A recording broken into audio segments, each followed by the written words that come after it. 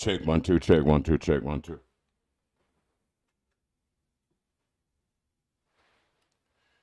Check 1 2, check 1 2. Can you hear me?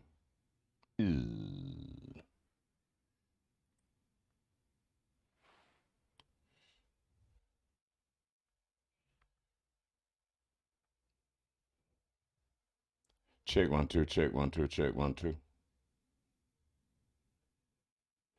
Check 1 2, check 1 2, check 1 2. Check 1 2, check 1 2, check 1 2. Check 1 2, check 1 2, check 1 2.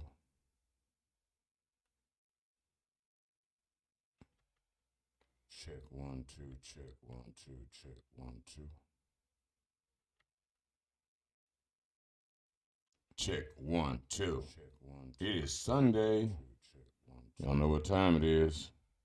It's Sunday Wrap It Up Show. Check 1 2. Ain't no doubt. It is Sunday. Y'all know what time it is. While I clear it's my Sunday throat. Wrap It Up Show. Check 1 2. Ain't no doubt. It is Sunday. Y'all know what time it is. While I clear it's my Sunday throat. Wrap It Up Show. Check 1 2. Ain't no doubt. It is Sunday. Y'all know what time it is. While I clear it's my Sunday throat. Wrap It Up Show. Check 1 2. Ain't no doubt. It is Sunday. Y'all know what time it is. While I clear it's my Sunday throat. Wrap It Up Show. Check 1 2. Ain't no doubt. It is Sunday. Y'all know what time it is. While I clear it's my Sunday throat. Wrap It Up Show. Check 1. Ain't no doubt. It is Sunday. Y'all know what time it is. While I clear it's my Sunday throat. Wrap It Up Show. Check 1. Ain't no doubt. It is Sunday. Y'all know what time it is. While I clear it's my Sunday throat. Wrap It Up Show. Check 1. Ain't no doubt. It is Sunday. Y'all know what time it is. While I clear it's my Sunday throat. Wrap It Up Show. Check 1. Ain't no doubt. It is Sunday. Y'all know what time it is. it's Sunday Wrap It Up Show. Ain't no doubt. Sunday. Y'all know what time it is. it's Sunday Wrap It Up Show. Ain't no doubt.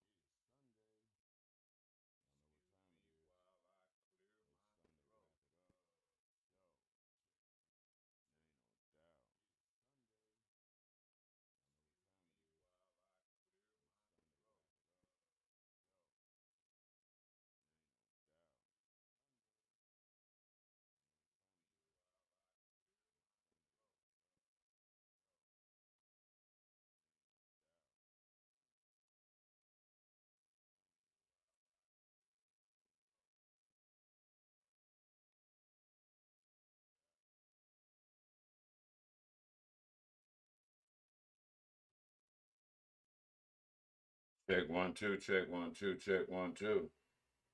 Ooh. Ow. Check 1 2, check 1 2, check 1 2. Ooh. Ow.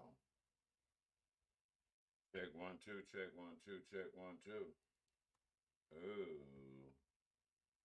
Ow. Check 1 2, check 1 2, check 1 2. Ooh. Ow. Check 1 2, check 1 2, check 1 2. Ooh. Ow.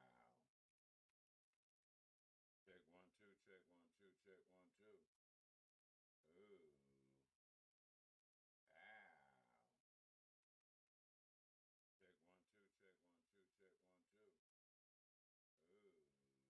Ooh. Check 1, check 2, check 3. Check 1, check 2, check 3. Check 1, check 2. How y'all doing? Check y'all 1, doing? check 2, check 3. Check We're just 1, trying to share the check show a little doing? bit. Y'all be patient. Check 1, Be check patient. 2, check 3. What's that? Check We're just 1, trying to share the check show a little bit. Y'all, Baby. Be Be patient. patient. This is as usual. What's that? Check About to 1, be a check very 2, interesting baby. show. Be patient. This is as tune usual. in. For real though. Very interesting. I'm just saying. Show. You might want to tune in. This is Don't be playing.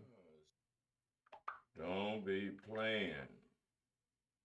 Get it together, man. I'm just saying, you might want to tune in. I know y'all still got some football on, but don't be playing. We ain't got time for that. Get it together, man. We don't have time for any of that. I'm just saying, what we're going to do is have a conversation. Y'all still got some football on with some of you. A lot of you not ready for conversations, but we're going to get it together, man. We don't have time for any of that. We're just going to do it anyway. What we're going to do is have a conversation. Shout out to everybody. With some of you that is invited, a lot of you not ready into this broadcast. Kenny Perkins, Kenny P. Kenny P. Perkins. Shout out, what's happening? Shields, Ervin, what's going on?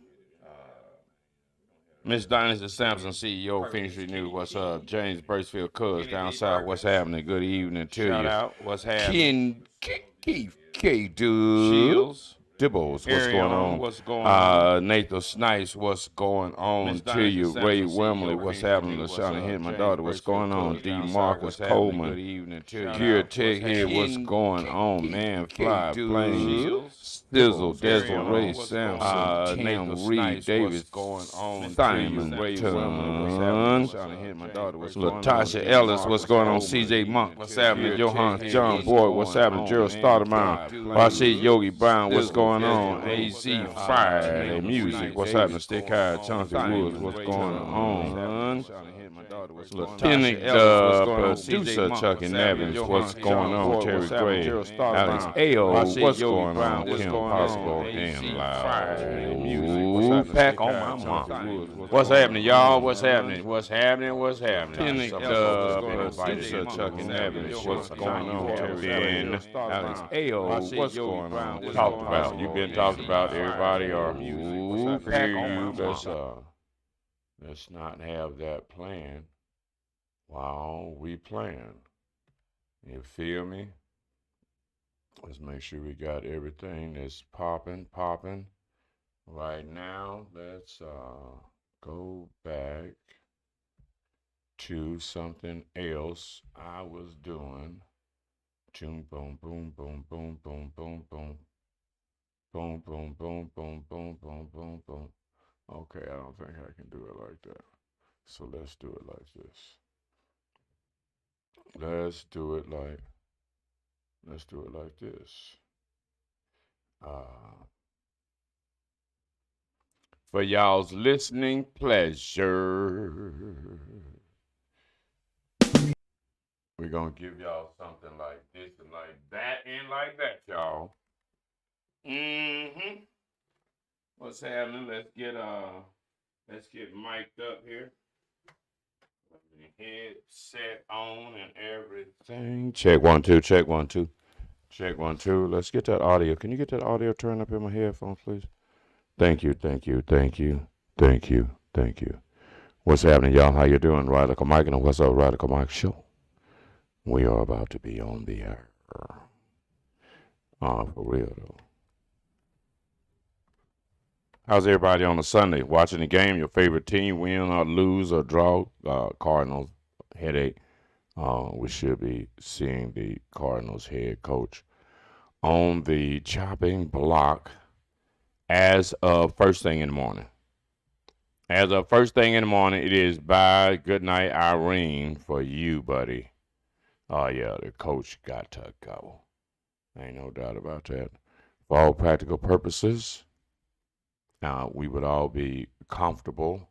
I think we would all be really comfortable with that perspective of the coach actually like Saranada. But before I do any of that, back a while ago, I was in fact doing some gospel.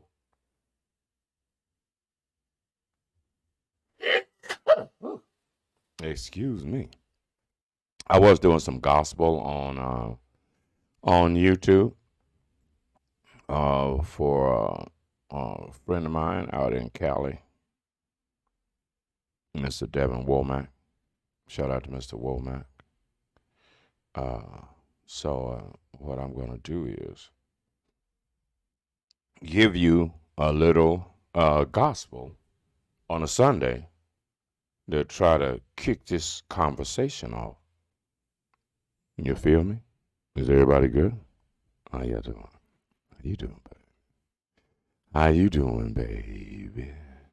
So what I am going to do is give y'all some gospel music for a little bit, and then we're going to get on with the show, shall we? Thank you.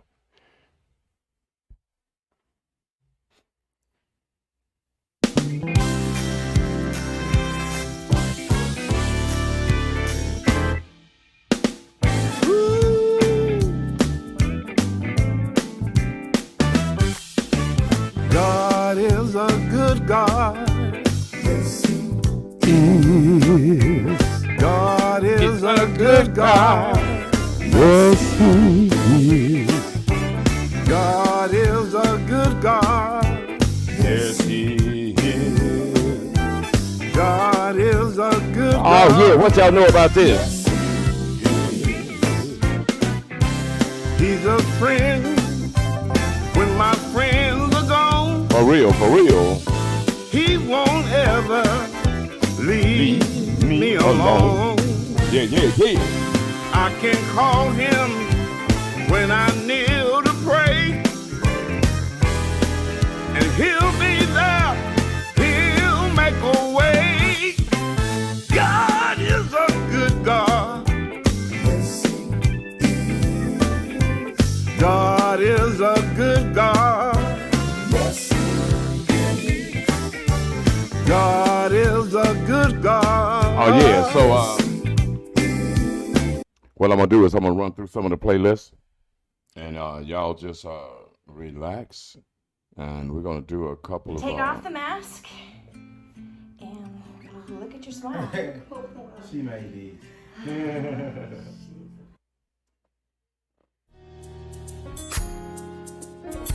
Come on, y'all. Don't go to sleep on us tonight. If I'm... Wait a minute. I'm going to go to sleep in a minute. I'm going to make me tired. Make some more noise for Uriah Gaskin and the Sanctified Believer. This was at the Womack Premier Gospel Award. Oh, yeah. Oh, yeah. Yes, He is. Listen, I just want to sing this if you don't mind. The song says something like this. It says, Lord, I need you. Anybody ever had to tell God something like that? You said, ooh, Lord. In these times right now, I know some of you, oh yeah, need to hear this, because we're going to have a little conversation. Radical Mike and the What's Up Radical Mike Show. A little gospel to lighten the load. Really understand my pain and what I go through. Make it real smooth for me. Help me sing, Lord, I need you. Anybody ever had to tell God that? Have you been through the storm and the rain? Been through heartache and pain? Yeah. That's what I had to tell God. I said, Lord, I need you. Listen, I had to tell him, I said, I need you right now. Sing Right now. For real. Just a little taste of some gospel on a Sunday wrap-up show with Radical Mike and the What's Up Radical Mike Show.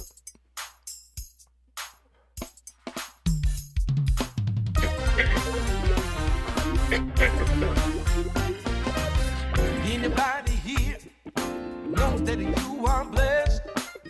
Anybody know that it was God that took you through your mess? Even though you should have been dead, God gave you a second chance. Oh yeah, we all know about some of that.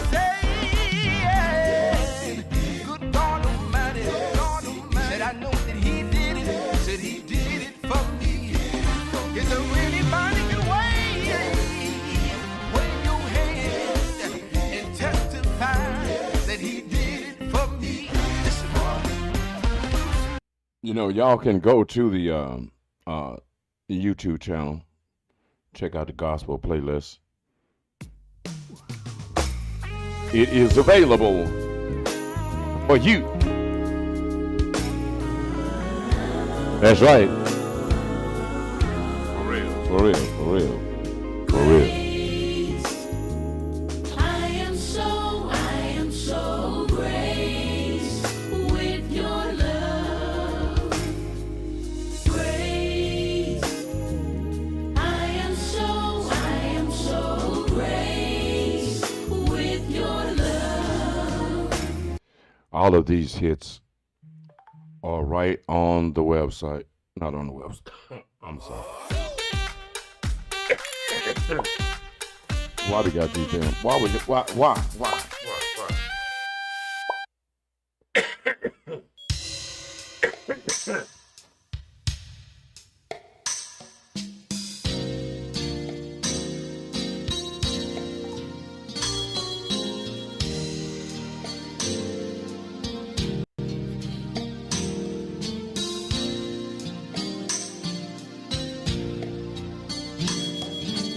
In this world around you seems too hard to bear. Seems too hard. Just take your burdens to the Lord. That's I right. know He's always there. Always, always. The trials of life will test you. Oh, yes, they will. Feel you're all alone. Yo, But no. there's a God who'll never leave nor forsake you. He's right there on His throne. Right there, right there. Waiting. Waiting for you. He's always Right now. You can just come right on down and bring your burdens, bring your problems, your issues. Right down, right now.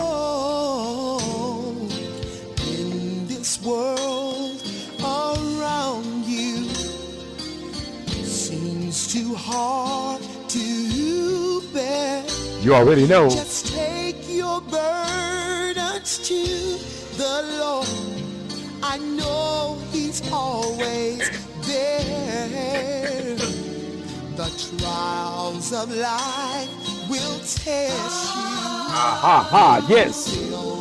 You're all alone, but there's a God who'll never leave or forsake you. He's right there on His throne. Oh, yes. Oh, yes, He is. He's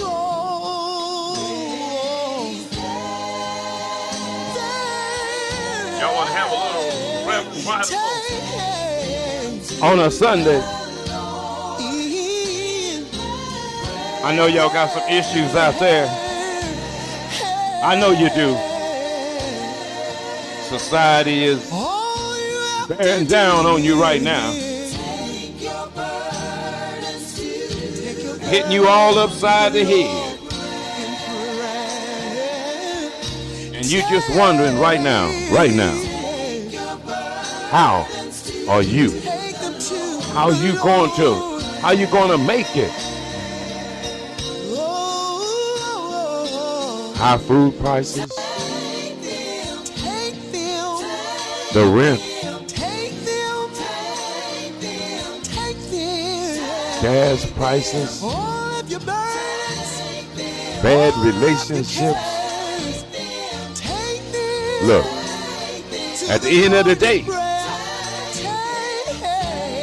you're going to have to take it to a higher source. For real. You already know. Take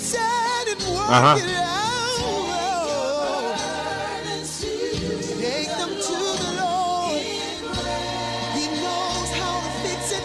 He knows how to work it out. Take your burdens.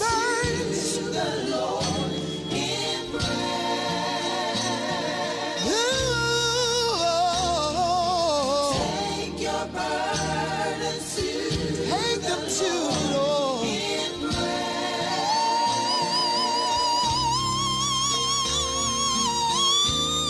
Take them, take them, take them, take them, take them, take them, take them.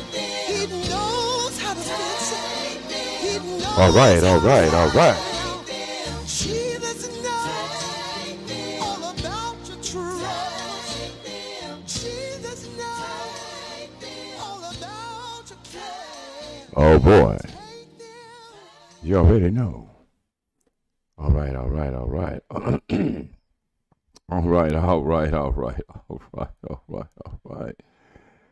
I might play one more song. And then it is time to get on with the show. Well, Mike, I am excited. We've waited for this day for months. Oh yeah, we have. We really. With Y Appliance. We really. You were going to introduce a new product today. Yes. Yeah, that product is, a matter of fact, the new Radicalmike show. Jesus came into my life. Talk to him. He brought out the best in me. Yes. Since Jesus came Oh yeah, we're gonna have to my life, a little church and a conversation he set my right here in the church soul free. of Radicalmike. Reverend Radical. Saved my soul. Y'all wasn't ready for that one, now was you? Made me whole. Now where is you? He gave me No. victory. Ow. Since Jesus came. Oh, you wasn't ready. Yes, he did. To my life. We are going to have a little bit of church up in here today. Since Jesus came Say what? into my life, Oh, you might want to talk to him right he now. gave me a brand new song. Brand new song. Come on now. Since Jesus came Right here. into my life, Into your I life. place him second to none. Second to none. Save my soul. Y'all better. Save my soul. Y'all better. Right now. Oh, you don't have much time. The victory. With the life that you live in. You already know. Oh, you ain't got much time? Since he came in. Yes, he did. Y'all better tune in to the show. We're going to have an exciting during the show around her. For real, we in the church right now. You feel me? We about to make it happen around her. What you talking about? Yeah. We're going to get serious. Can y'all get serious with me? I want to know. Y'all tell me the audio. Get me sound better like this. Or does it sound better like that? I don't know. I think it sounds better like that. But anyway, it sounds better in my ear like that. Kind of sort of. All right. So,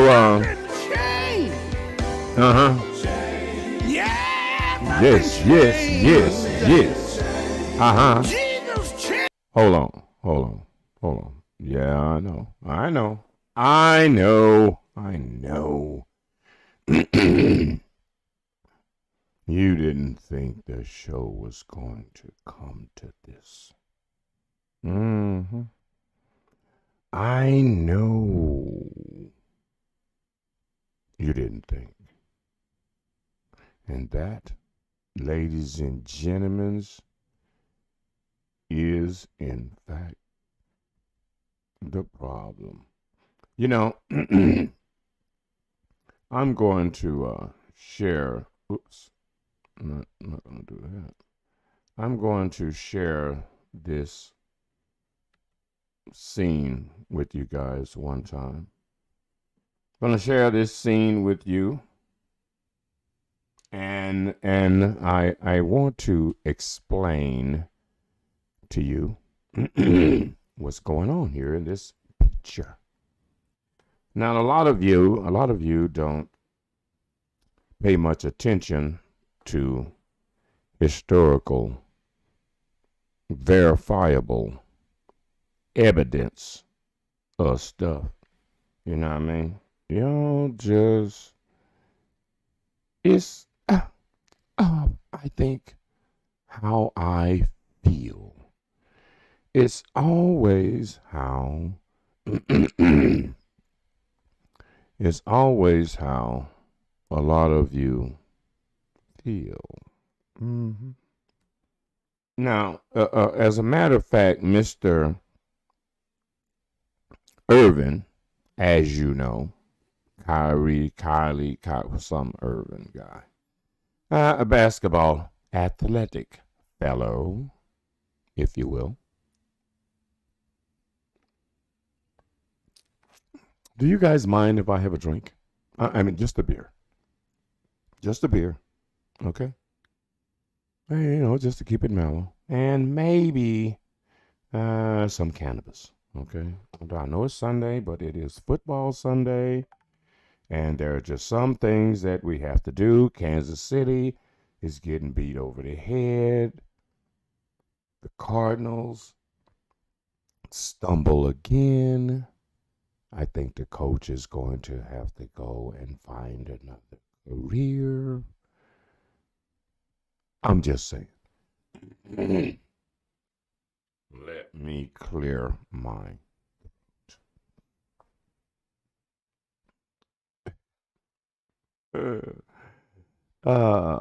you know, in this climate that we are in, I think is a good thing, because everything is kind of coming to a head. You know, this Jewish power. Mm-hmm. Now that has become somewhat of a issue. It appears that anytime somebody says, excuse me, foul, it looks like some kind of weird stuff that some people that happen to be Jewish just did. And other people say, double foul, do not speak ill of Jewish people. Jewish people actually can do no wrong. You know, because of all of the tragic things that have happened, Holocaust, persecution all throughout Europe, and not to mention this little picture in the background. Not to mention this little picture in the background over her. That picture right there? You know who's in that picture? Any of you that know some little Christian history and world history, who's here? Who's in this picture right here? Because we're having problems, obviously, with how we got here. We're having problems with how we are having this conversation about anti-Semitism and anti-Semitic and the Jews and Christianity, and, of course, slavery. How weird.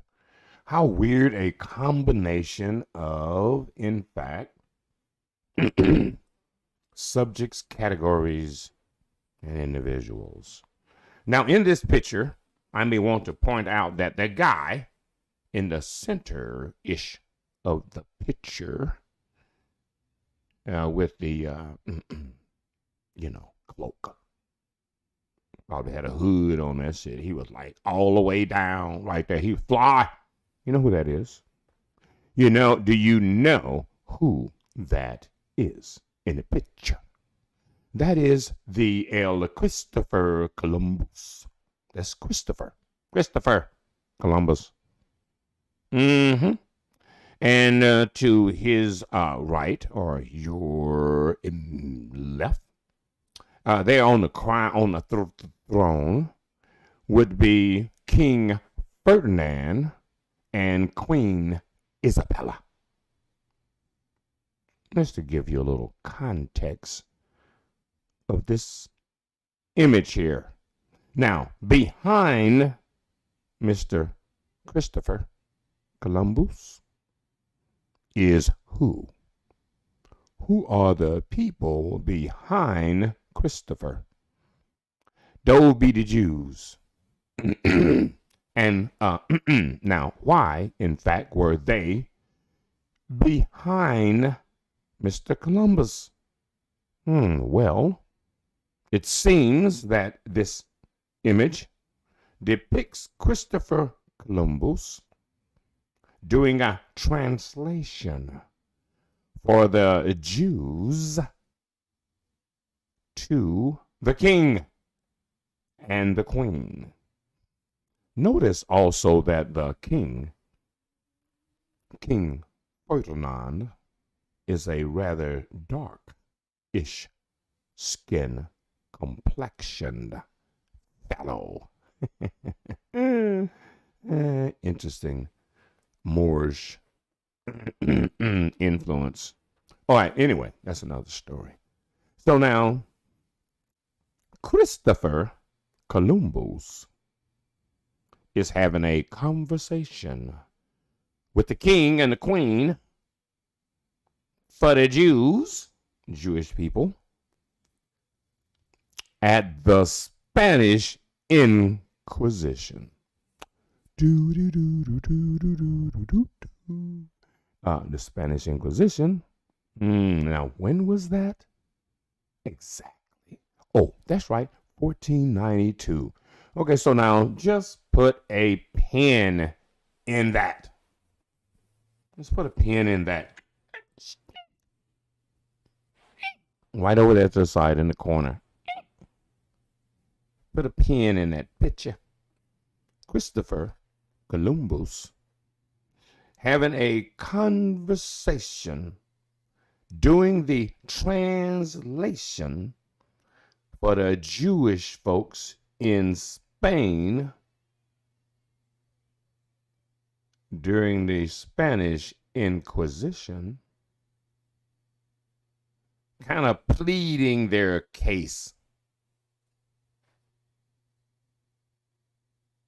during the Spanish Inquisition. To the King Ferdinand and, that's right, Isabella.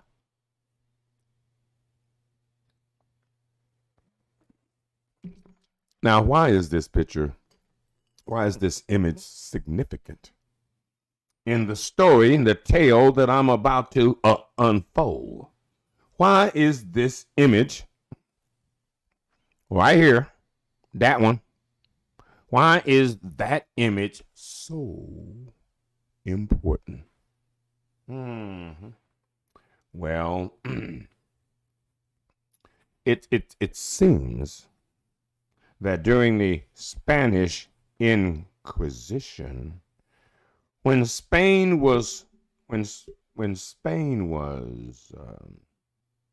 cleansing Europe of ne'er-do-wells, non-Christians, so to speak. Moors and Jews. And in this Spanish Inquisition, the Jews had been accused. Stand accused. The Jews stood accused of heresy, of being heretics. That's right. Of being liars.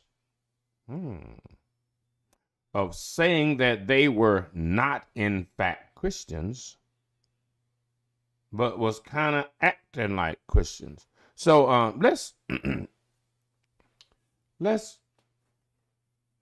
go further, shall we? Since nobody wants to deal with current history, it seemed to be kind of convoluted and weird. Current occurrences, like the occurrence with Mr. Ervin, and now we've had LeBron speak out, and you know how it is. Have you noticed? If you notice things, that individuals in positions, especially athletes always feel like they got some special privilege and some level of trust. The people trust me. They see me playing ball and I'm a star. Well, you're an athlete and yes, you're a star, but you're not a scholar. You're not a politician. You're not a social worker or civil rights, social activist. None of that. You're just a guy, an individual, lady, or man-ish that plays sports or acts on TV, in the movies. Now, for me, I don't know if I can trust an actor that just makes up identities for a living. Today I'm Bob. And in this movie, Bob is a serial killer. Today, I'm Richard. Richard, the banker. Yes, I'm Richard the baker. And how may I help you, Mr. Johnson? I hope you're not anticipating getting a loan or getting along. Tyrone. So anyway, you can act. You can be acting on camera on behalf of the system, the matrix. You can be acting on behalf of the man.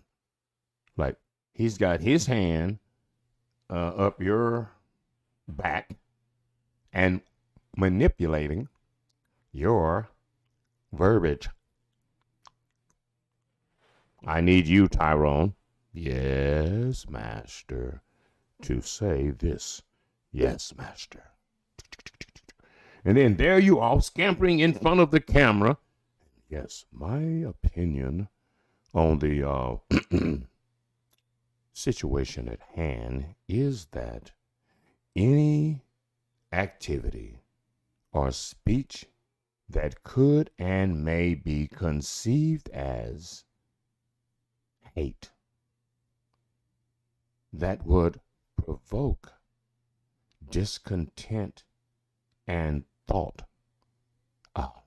hate-ish, is just not going to be tolerated in our current society and social structure around the world. We cannot have a fellow athlete disturbing the status quo. It is election time. And during these times, we lie a lot. We tell you things late Like, I'm not a liar just because I don't believe Trump lost the election.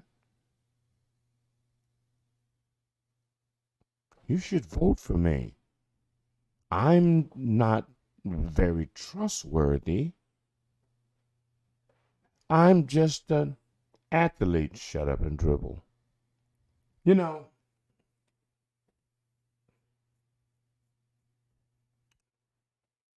it would be different that if in this situation right here, where because of some what would be perceived as anti-Semitic,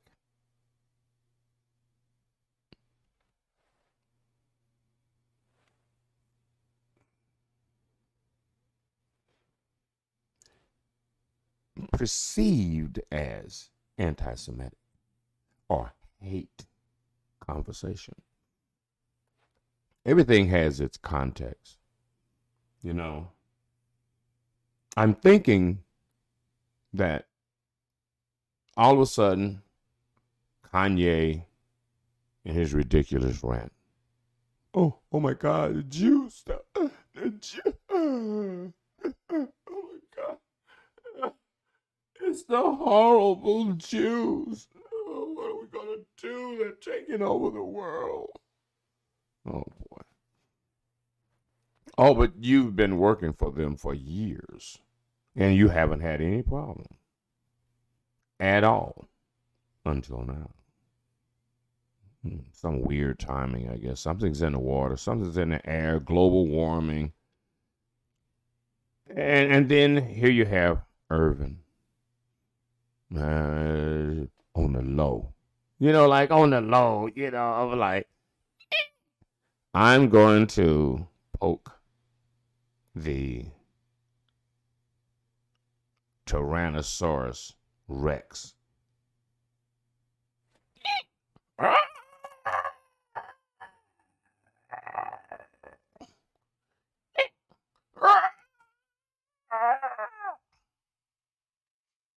You're going to poke the Tyrannosaurus Rex just to be poking. You ain't got nothing. You look. I don't even know why you at the exhibit in the first place. I don't know why you at the exhibit in the first place. I don't know why you are in the atmosphere of politics in the first place. Shut up and dribble. I'm not exactly sure why you need to put your 2 cents that's cost you a bunch of sense, being that you ain't got good sense. Weird. Poking your nose in that kind of business. You needed to just go about your business. No, what I'm going to do on the low is I'm going to promote some information that is rather hostile towards Jewish people. Now, in this image right here about Jews in Spain in 1492, when supposedly Columbus didn't know what to do, so he sailed the ocean blue. No, the Jews didn't know what to do, and they needed to sail the ocean blue and hope that it would be a new world, a new horizon for them. Because in fact, in Spain, in 1492, the Jews, the Jewish people, had been kicked out of every major country in Europe. Every last one. Now, I know a lot of black people. I know a lot of black people are wanting to, from a religious standpoint, attached themselves to Jewish people or not Jewish people of the Jewish history and get closer to God and the whole whatever. If we was the one, we brought God to the world. Okay. All right. Whatever. So now here we are with Mr.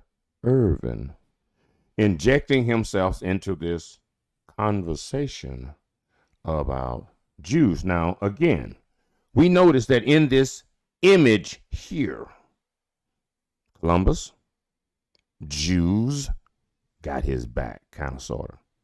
But no, actually, he's trying to save them from the guillotine, from the burning at the stake, and some more stuff. Look, Queen and King Ferdinand, we just need a little bit more time. They need a little bit more time right now, but Queen Isabella and King Ferdinand and them are not having it. And why aren't they having it? Well, if you was to fast forward past this event in 1492, when the Jews did not know what to do. Like, man, I don't know what we gonna do now. We done got ourselves in a hell of a mess. That's right. Okay, so now if you back up, you need to back the train up.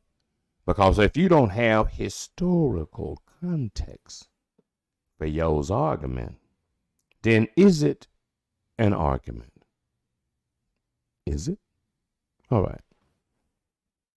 So why is there, in fact, an issue in the first place with Jews or Judaism and Abraham and Isaac and all of the rest of them? I mean, you get stuff kind of crossed up back there. You just don't know who's who. You don't know who's who back there. You say you Judeo, a Judaist, or that, and you sound a lot like that Christian guy over there across the street. Anyway, that's another story.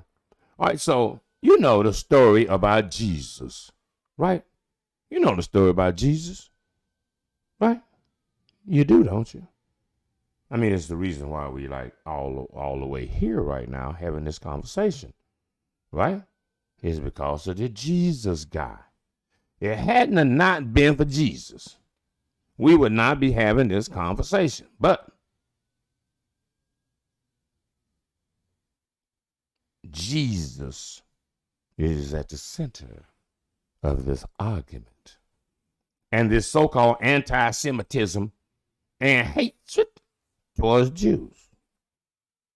Now, at that time, 2,000 years ago, we're like 2022. Well, 2,000, all the way back to 400, all the way back past the 400 years of slavery that she was in just a while ago, way past all of that. We'll come to that, though, as we move forward. But right now, we got to take you all the way back. Yeah, that's right. And slow it down. Put the brakes on. Pump them, too. We want to make sure we stop accurately. 2,000-ish years ago, at the turn of the century, from before the Christ, until like after the Christ. Now, a lot of people that want to talk about religion and their identity with it, I am going to need some times and places, for real, because we have at our disposal, if it is a minimum of history, we can go back 2,000 damn years. Easy. We can go in any book and go back 2,000 years. At the turn of the century, and while a lot of us have these religions, like we got a holiday coming up like Christmas. Away in a manger, no place for his head, the little Lord Jesus, asleep on the hay, a star in the sky, look down where he lay, the little Lord Jesus, asleep on. You know the story about Jesus, away in a manger, no. You know. Hark the herald angels sing, la la la la la. Anyway, whatever. You know the story about Jesus. Born in Bethlehem. Met Mary. And what's that guy's name? Yeah, him. And they got to go pay taxes. Right? While they're paying taxes. And a child is born. There is a star in the sky, and the three wisest men, it's wisest of all wisest men, showed up with myrrh, frankincense, and some weed. I'm sick.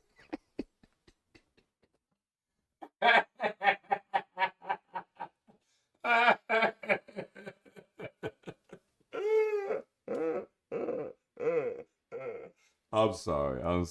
I couldn't help it. I couldn't. I was like, what else they gonna bring? They got incense? What?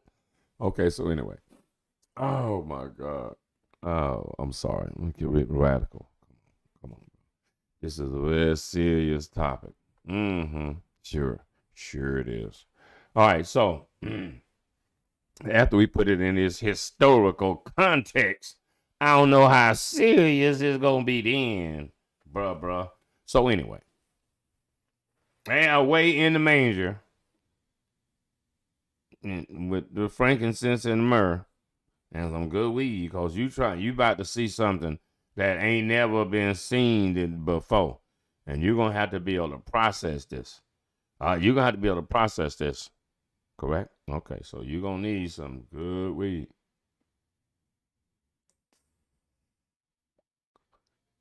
Yes, sir. Right there. Would that right there happen? You're like, oh, okay. Okay, Jesus, Mary, and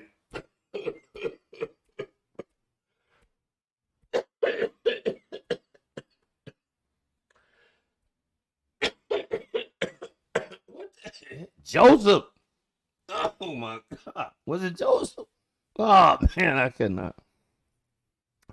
I can't do this. So anyway, now little did they know that the baby in the manger was going to be at the center of this conversation. They didn't know. They didn't have no clue. They was like, man, dude, you just going to grow up and be a carpenter and walk around in sandals and everything is going to be cool, looking like a rock star. No. He got to go all the way. Let's go all the way. He got to go all the way. He about to save the world. I'm the chosen one. I'm the Son of God. I am God incarnate in the flesh. I can walk on water. Very interesting. And not only walk on water, I could heal the sick, make the blind see. The lame, bruh, you better get up and walk. And last but not least, And this is kind of like the magic trick of all times. Raise the dead. All right. Okay, bro. Okay, you the man. You doing a lot right now. You really doing a lot. The Hebrews, the Jews, the chosen people are kind of like, we don't really know about this dude. I mean, I know he does a lot of stuff. He got a lot of miracles, a lot of woo stuff going on. Yeah, we know. We understand that, but I don't know. I don't know. We got to wait and see attitude about Jesus, which at the time there was no J in the alphabet. So anyway, anyway. So we just go along with the story. And in this story, there comes a time when Jesus is getting a little testy, a little like, man, bro, look, it's just a lot of stuff that y'all is not going to do if you're going to be good Jewish people.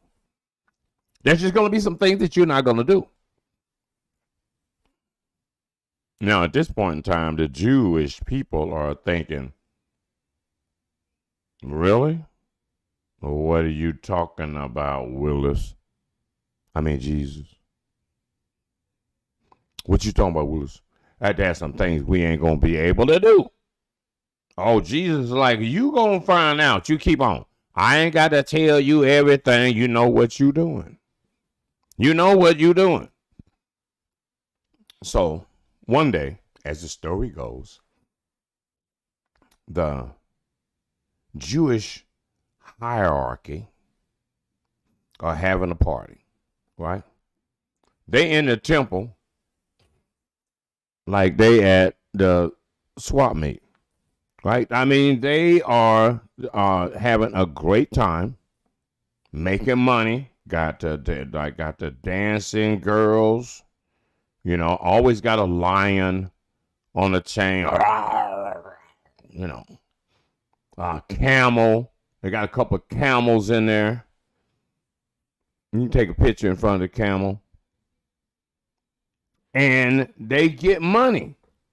They were called the money changers, money handlers. The money folks was in the temple getting paid. They was getting paid. You know the story. You can turn to your Bible. You know where it's at. You're a good Bible student. And the money changers, Jewish people, is in the temple getting money. I mean, getting real money. Ain't nobody else able to get no money like that. All of the Romans, pagans, they Pole, peasants, they all up in there. Bishop and them, all of them, they up in there, up in the temple with the Jewish folks, having a great time. Having a fantastic time. They trying to adapt like, yo, how you get money like that? And the Jews is like, yo, bro, we just get money, baby. This is the way it's going down. We like real players. Big pimping over here, baby. And the Romans is like, yeah, I feel you. I got you. I like this. I got you. This real get money right here. And you using the temple too. That's cool. I like that. We don't do stuff like this in our sacred establishments, but it's all right with me. I'm good. So we up in here. We up in the temple. We get money. We partying. And then Jesus come through the door like he in Dodge City. He come to the door with crosses and in both holsters. I'm just saying. He got crosses in both holsters. And he is up in there like,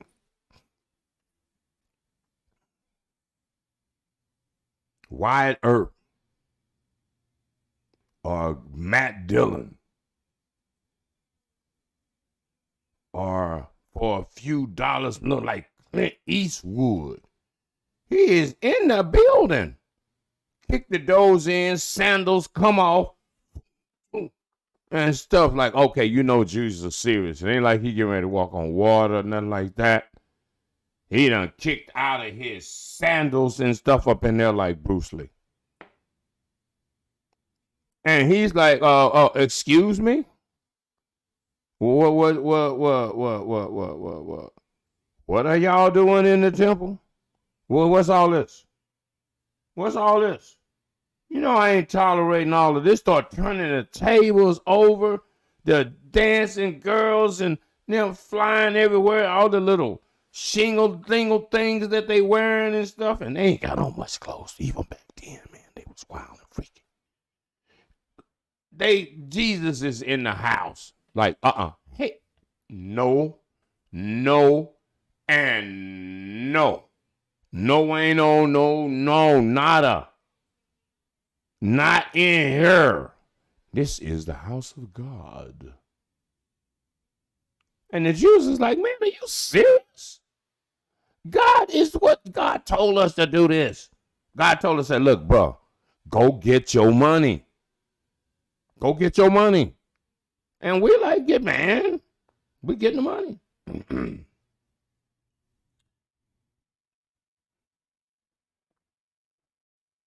And so why you got a problem with that, Jesus? Is what we want to know. Well, but we got 10 commandments. We got some more stuff. Y'all supposed to be like, you know, y'all got to be better than this, man. Better. Jesus like, y'all just got to be better, bro. This is just not working. Y'all even influencing other people, man. Everybody up in here partying in the church. I don't know what the naked lady is doing. I don't know. This is just, no. I can't. I can't. Jesus is like, I can't do it. So at this point, the Jewish Orthodox folks is like, yo, bro, you know, I think we got a problem here. I think we have a problem, Houston. With this Jesus character that just happened to say, oh, yeah, I know your God. Me and your God is cool. We like, I'm his son. I'm his son. I'm the son of God. You feel me? And the Jews is like, yo, brother, look,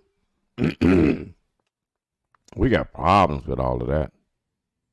Because we know God. We know God, and we know if God has sent a Messiah, he would have told us. He would have came. We've been talking to God for a long time, bro. Way before you.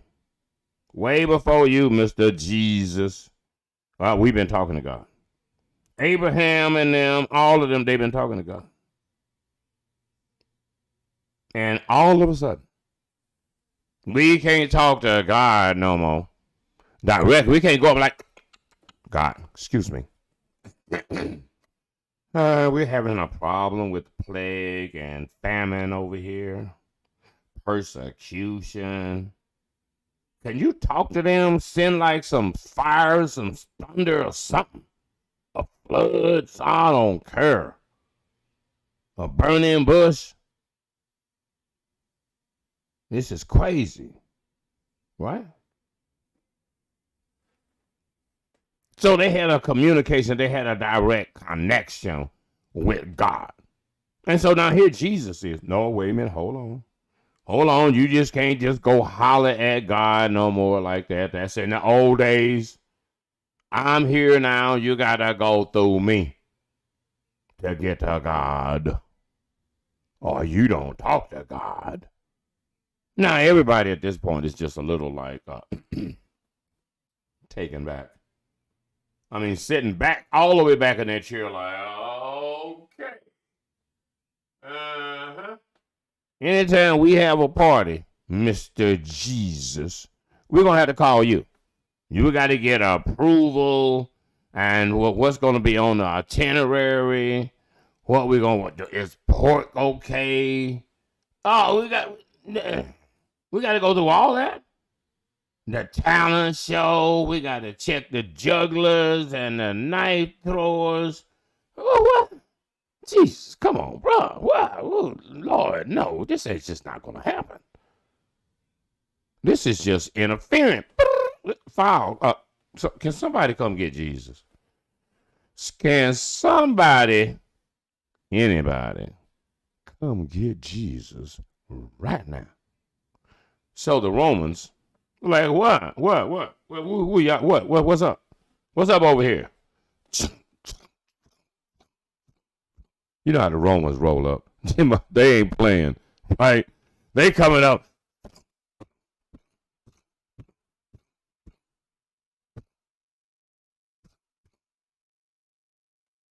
Hear ye! They summons you, as the king has stated. You need to come with us right now, or else. And everybody's like, what? Jesus, they want you, bro. What's up? Hey. They take off. With Jesus. Like, yo, bro. And he got to come in front of Pontius Pilate. You know the dude. They always got some dude that everybody got to holler at. You know, like the Supreme Court, like, you know, like a judge or something. You know, like, here come the judge. Like, they got to have a judge or something like, yo, bro, what's up?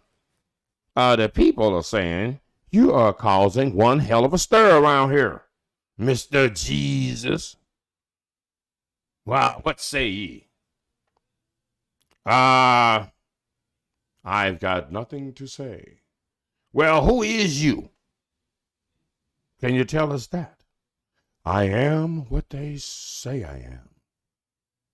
All right, okay, so I see this is going to be complicated. All right, does any of y'all know this dude? Do any of y'all real party goers and promoters that be having the show at the cathedral or at the temple?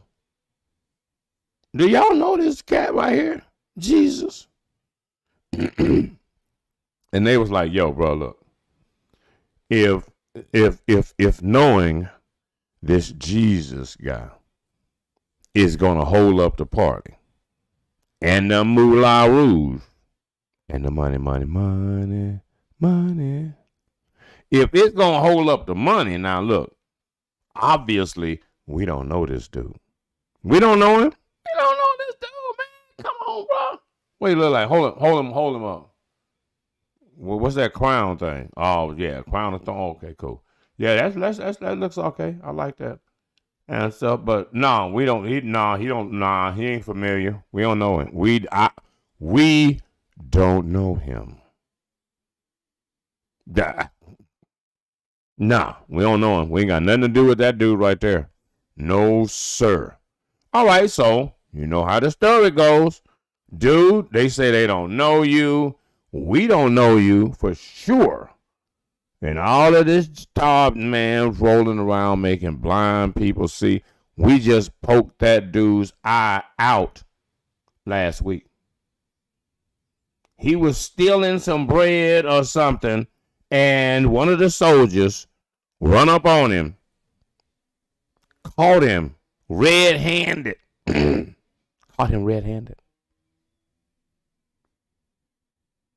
And poked out his eye. Both of them.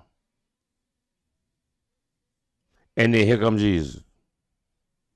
He made the blind man see all over again. Now look, we got to keep poking out his eye.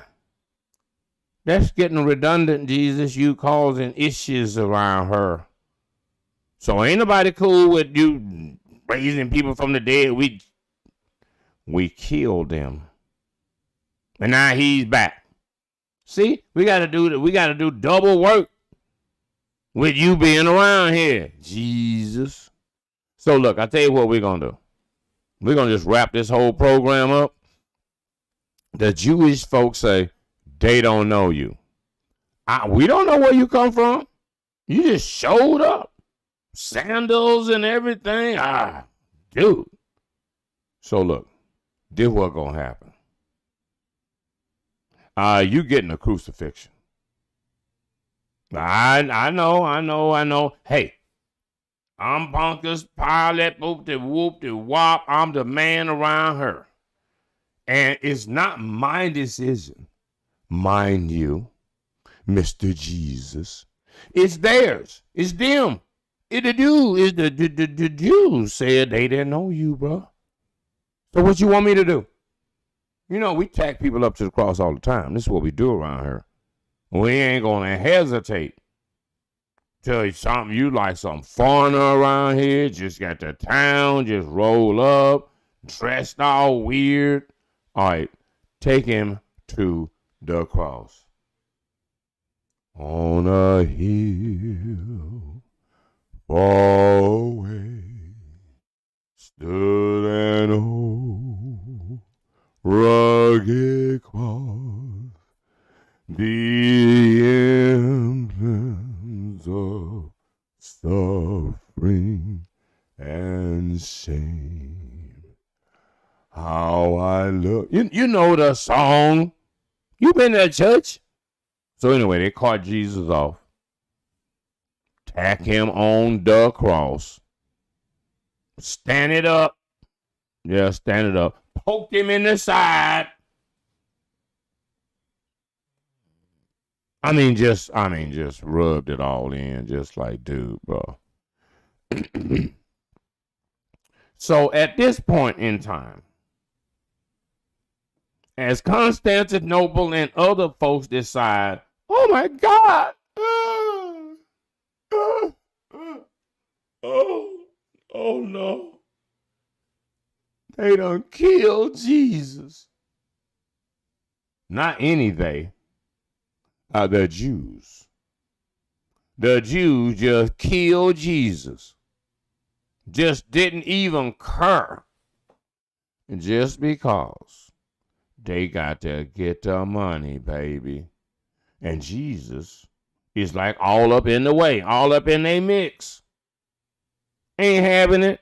And they're like, bro, we ain't having, we got power around here, baby. You know what I mean? I mean, like, doing the ring thing, shining the little rings, the jewels up. Like, yo, bro, we got clout around here. That's right. Cause we all about the money, baby. And we got rules. We got good rules. Don't do this. Don't do that. Don't do that. Kind of like the 10 Commandments and stuff, but modified a little bit.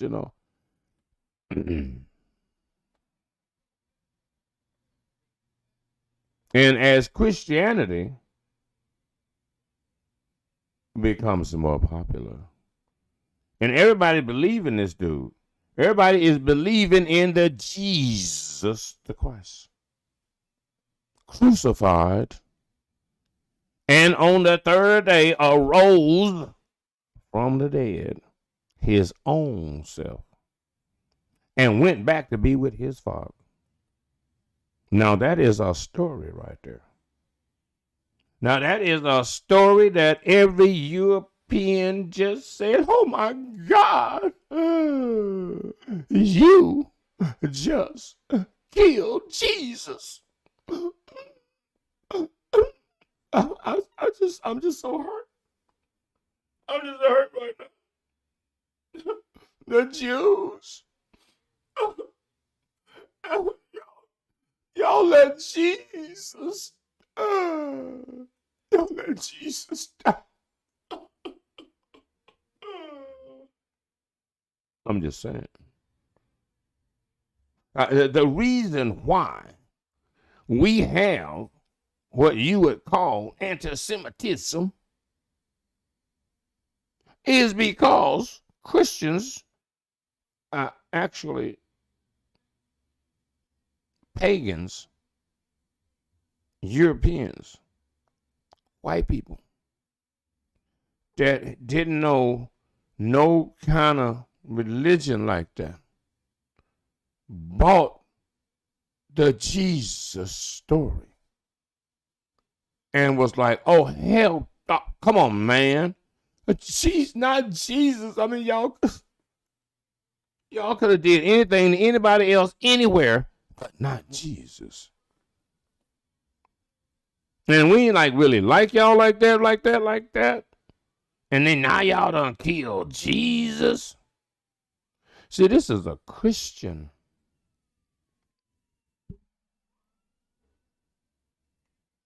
This is a Judaism versus Christianity fight with this anti-Semitism. Because before Jesus, there wasn't an issue.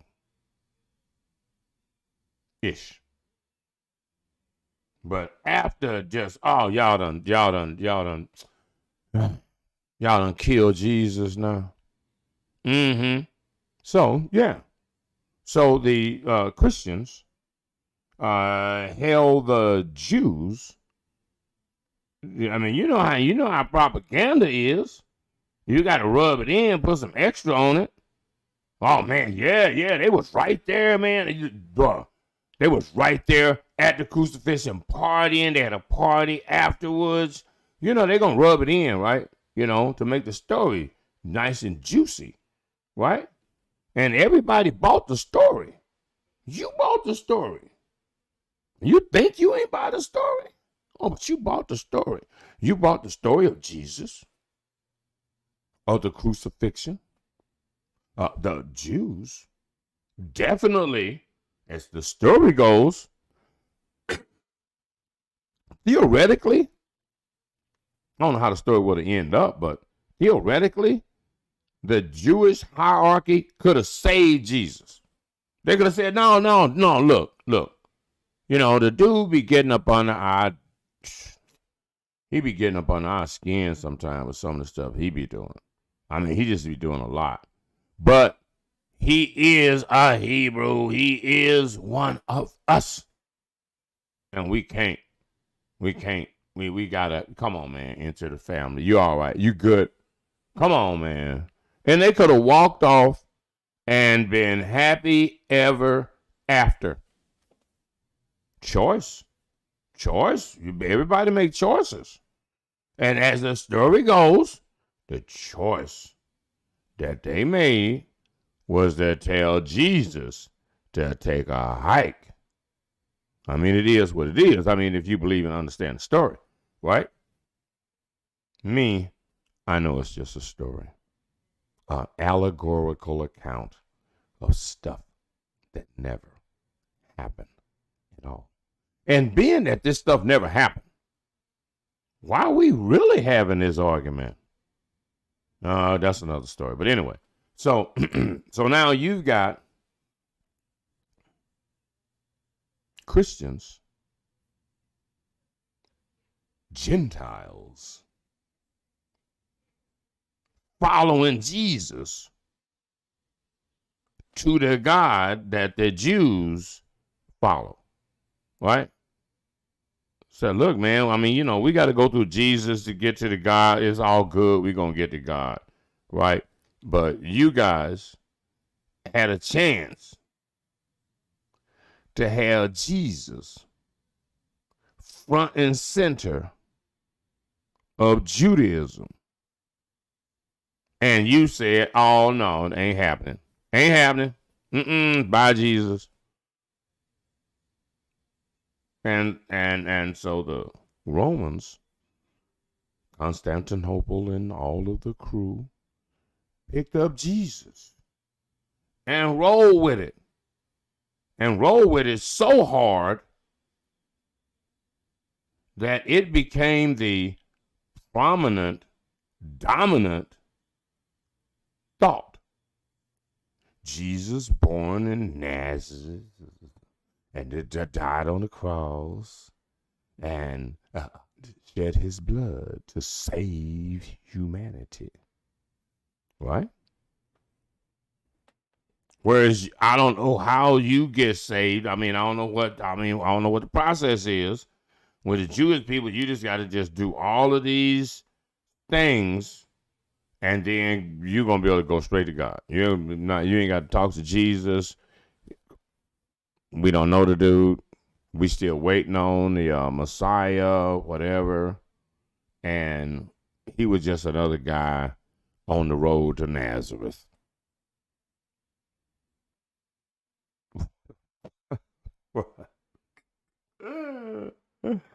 There's a lot of people on the road to Nazareth, but anyway.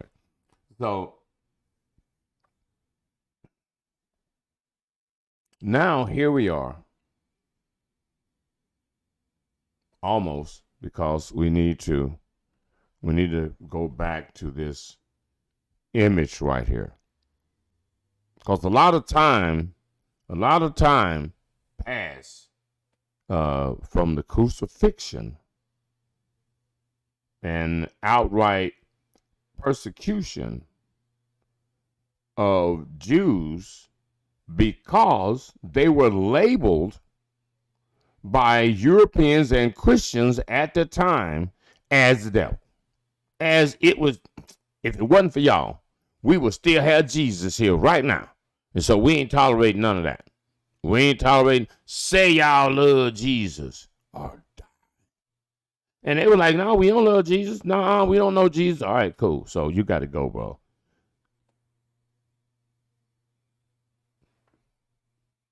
Y'all killed Jesus.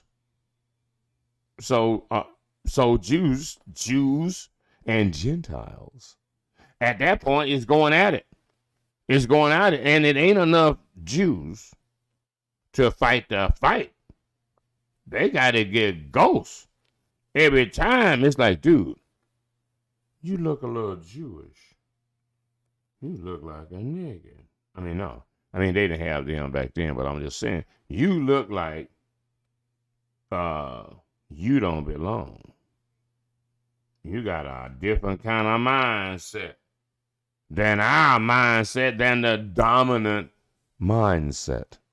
You got this peculiar way of doing things and getting money at the same time. Very interesting. But that being said, after the crucifixion, all over Europe, Jews were like, bro, not over here, you Jesus killer. I'm just saying, y'all's responsible now. Y'all got to carry that burden, bro. Because everybody know y'all was right there with Pontius Pilate, and he said, look, dude, do you know this man? No. We do not know this dude. You did that. You did that. You did that. We got, for all practical purposes, we got biblical context in which to make that argument. And all of the historic evidence points to a problem with Christians and Jews over the murder of Jesus. And so that is what it is. All right, so you fast forward to this event. Way after the crucifixion, way after, or just after the Moors had invaded Spain and ruled Spain for 400 years, just after and during the golden age of shipping.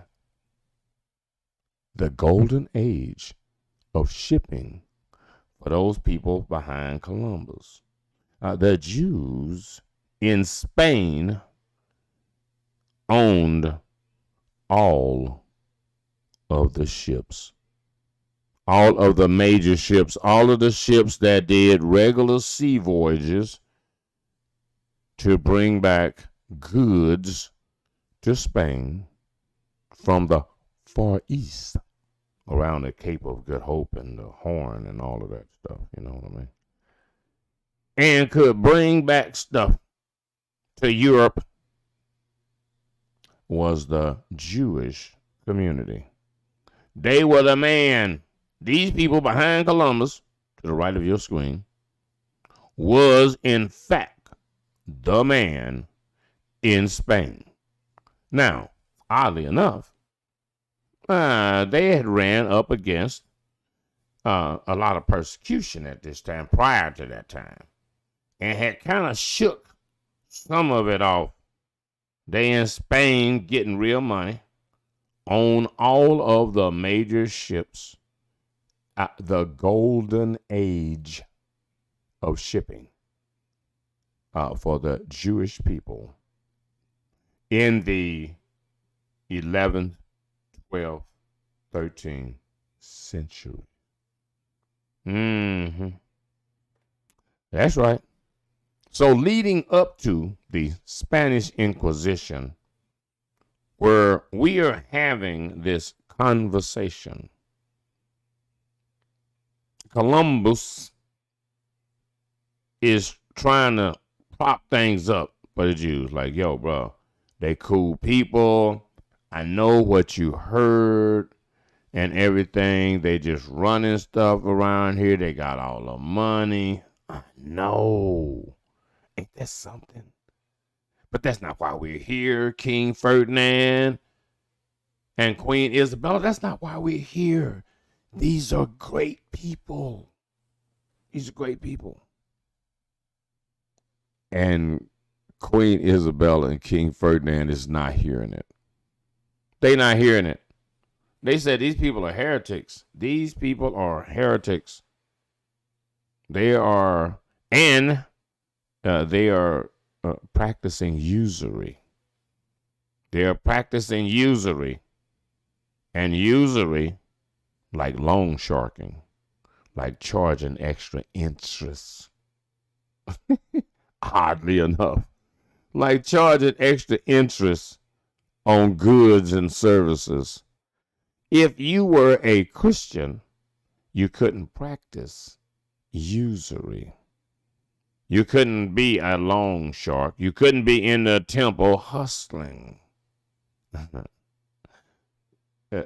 If you were a Christian. But if you are non-Christian, meaning that you don't believe in Jesus, oh man, you can just hustle people all day. You like a pirate, like, yo, this is what it's going for, bruh. He who has the goal make the rules. That's the golden rule. I know y'all know that, right? So at this time, the Jews again are making the golden rule how they handle it, business of being able to practice usury in Spain because they claim to be non-Christians. That's right. And didn't have to be fair or practice Christian behavior. That's right. So the Inquisitor General at the Spanish Inquisition, like a big hearing, right, is saying, nah, if y'all believe in God, the unseen God, which is who Jesus say he is or was in the flesh, the Son of Man is the man, and you saying he ain't the man. Well, we see some contradiction here. And I think what you're doing is, Mr. Jewish folks, is using this idea that you don't believe in Jesus so you can hustle us and practice usury and get real money. Got more money than anybody over here, Mr. Jewish guy. So, look, we come to the conclusion at the Spanish Inquisition that you got to get ghosts.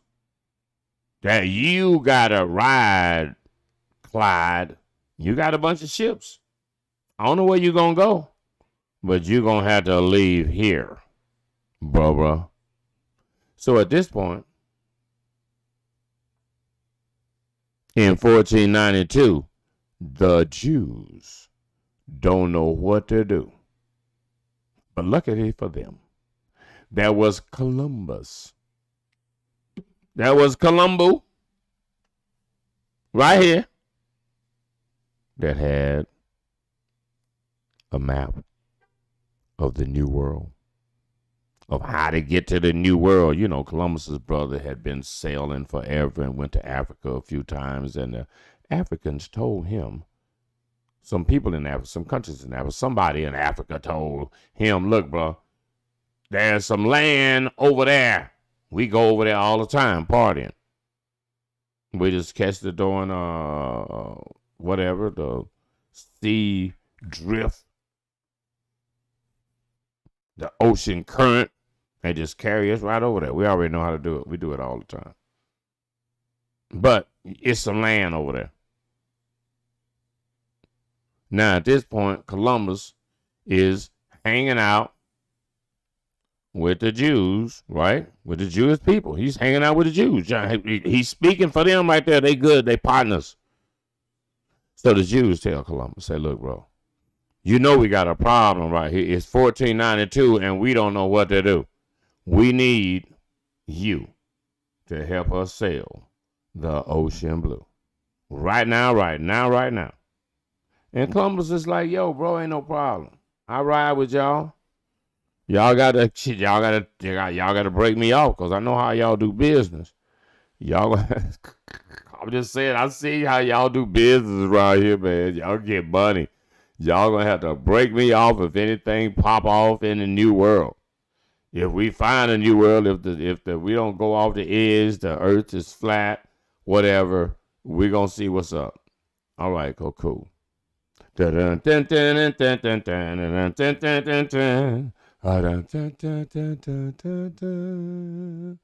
3-hour tour.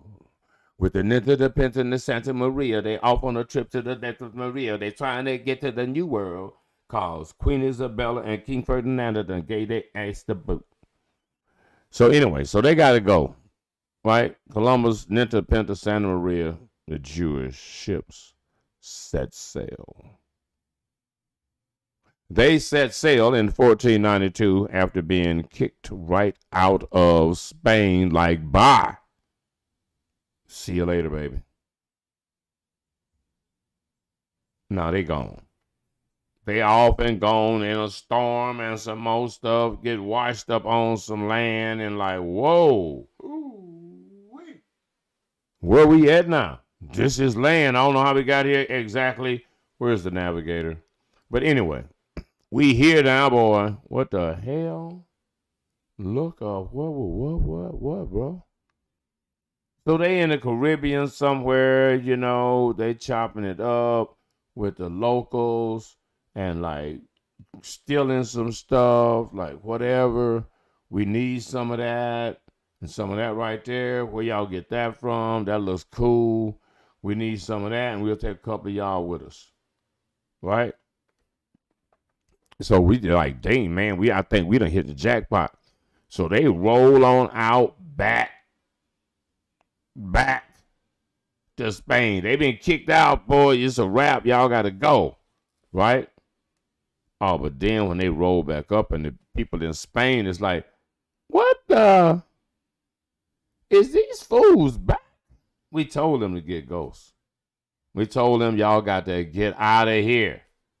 The party is all over. And they pull up. Columbus jump off the Thorns ship.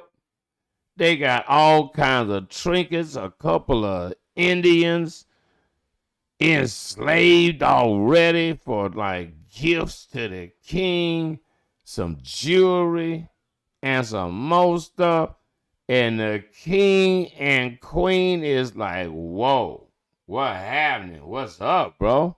He said, man, we found some new land. We found a new world. That's right. We found a new world. How about that? We been kicked out and nobody want to mess with us because we handle our business so well. Oh, well, what about now? What about now? What about now? Now at this point, all the Jews is back in love again. Oh yeah, everybody loving them right now. Everybody. These people right here, Queen Isabella and Ferdinand and all the rest of them, oh, they loving the Jews right now. They loving the Jews right now. They found a new world. What you mean? What you talking about? A new world?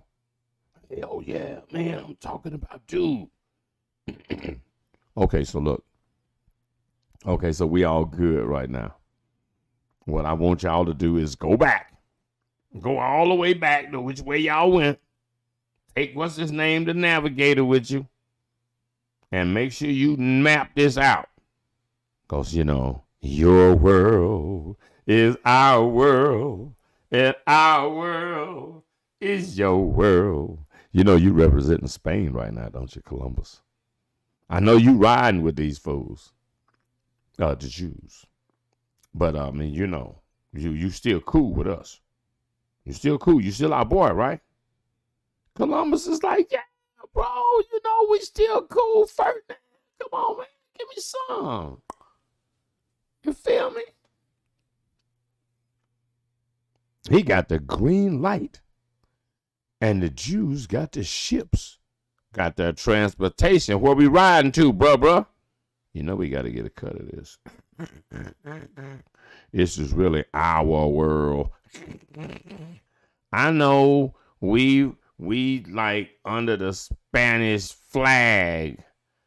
But Columbus, don't you forget this our shiznick. So in reality, who discovered America? The Jews. By accident, totally by accident, hadn't got kicked out of damn Spain. If they hadn't got kicked out of Spain,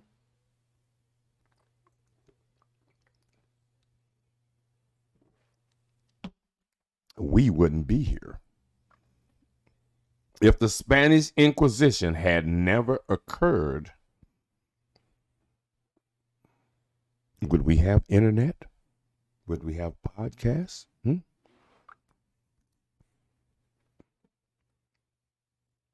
So the Jewish people financed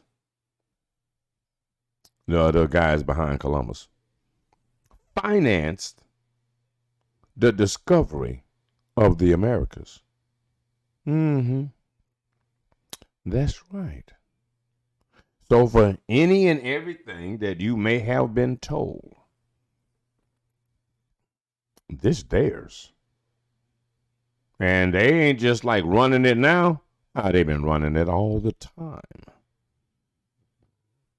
How do you think some people that discovered the country ain't figured out a way to be running the country?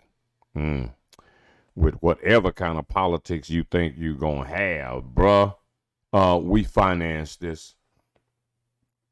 This voyage would not be possible. It wouldn't be no 407 years ago. Our forefathers brought forth on this continent a new nation conceived in liberty and dedicated to the proposition that all men are created equal.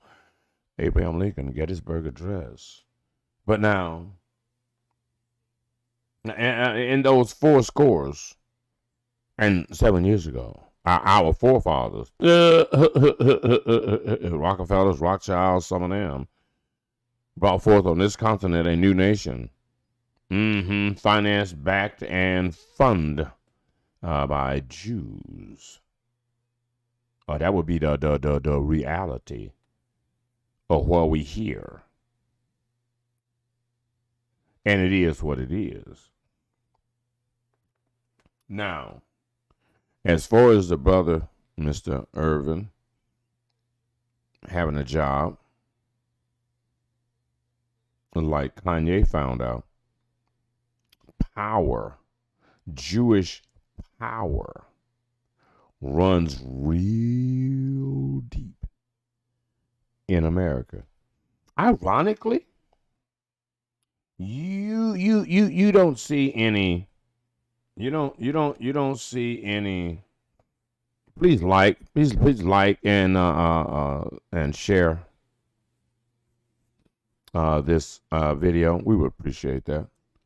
I know y'all want to stir up some stuff and have people say you're anti-Semitic. No, I'm just telling you the truth right now, baby. And it has no hate or no love or anything. It is what it is. The way I deliver the conversation, you can take it where it want to. It is infotainment. And at this point, you get to get informed and entertained at the same time. And by a very debonair and a very debonair and very interesting guy. Can you still hear me? Do I have to actually have the mic like right there and stuff? So I'm gonna try this. Let's get this up out of the way there, and figure that you can still in fact hear me. And if you can't, because I can hear myself in my headphones, I can say, well, like you can turn it up. So in that way, I don't have any distractions. Yes, indeedio. All right, so we're in a place where now, because Kanye said something incredibly stupid and dangerous in light of the Jewish business pays his check, writes the check, holds his money in their bank. So biting the hand that feeds you would be somewhat inappropriate. But be like, no, bro, don't do that. Don't do that. Mm-mm. And so now you hear Mr. Ervin. You have Mr. Ervin doing a similar thing. Now, the think about this. The deal about Mr. Ervin is that Mr. Ervin could have saved himself some pain and financial agony by just saying the words, okay, if I have hurt anyone or damaged anyone by sharing, by assuming that in America, having freedom of speech and movement, that my sharing some information would be okay in a free country. But it is obvious that in a free country that says you're free, and then we came from slavery, so you can't really believe what they say. But they say we's free now. But when I do some free stuff, acting on my own beliefs, I'm punished. I'm punished for my own personal belief and association. Now, like my personal beliefs and association doesn't have anything to do with my ability to play the game. I show up, I play the game to the best of my ability as the coaches demand, and now I'm persecuted persecuted for my opinion. You know, the white supremacists in America, they say they don't like Jews. For whatever reason, they say they don't like them. They own this, they control this, oh, wow, wow, wow, wow, wow, wow, wow. But now here's some black people saying similar stuff. They control everything, they got all the money, they're taking my money. Now we're the bad guy. We don't get any solidarity from right-wing Anglo-Saxon Trumpers for any of our position. And Kanye went so far as to even wear the white supremacy shirt, White Lives Matter. And then White Lives just fell all the way off to the side like, yo, bro, no. No. And Kanye got to play church. Kanye got to play church and everything. And the evangelical right didn't support him. And he's a Trumper too. He's a maggot, whatever. And they didn't come to his rescue. They didn't say, you know what, bro? Well, I got you. We got you, bro. We don't like Jews either. Right? No. No, they didn't come to his rescue. And so then you get LeBron. You get LeBron with his diplomacy. With I gotta keep my what's that phone that he's is it Apple or Verizon or somebody, some phone service, right? So he got to try to keep, see, they got people where, you know, if you're going to get these corporate contracts, you know what I mean, you're going to have to say some shit that you don't really, like ain't really you, but you got to toe the line, bro. You got to do like Mr. Charlie say, you on the plantation, baby. What you thought? Huh? Now, at this time, this is a learning moment for black people. For ADOS America, this is a learning moment. Understanding what we know from a Christian and Jewish argument. Understanding what we know from a historical standpoint of how this country got to be. Understanding that in the arena, whether it's in the Roman gladiator movie, or in the arena of football, basketball, baseball, they got some foreign brothers now. They don't really need a Jackie Robinson. Now they got Jose Estostado Rivas. Coming off the mound for Houston and stuff, you know, a strikeout king. We don't need regular Negroes anymore. Now we replace y'all, boy. Y'all make it too easy. So anyway, but in the other sports, basketball, football,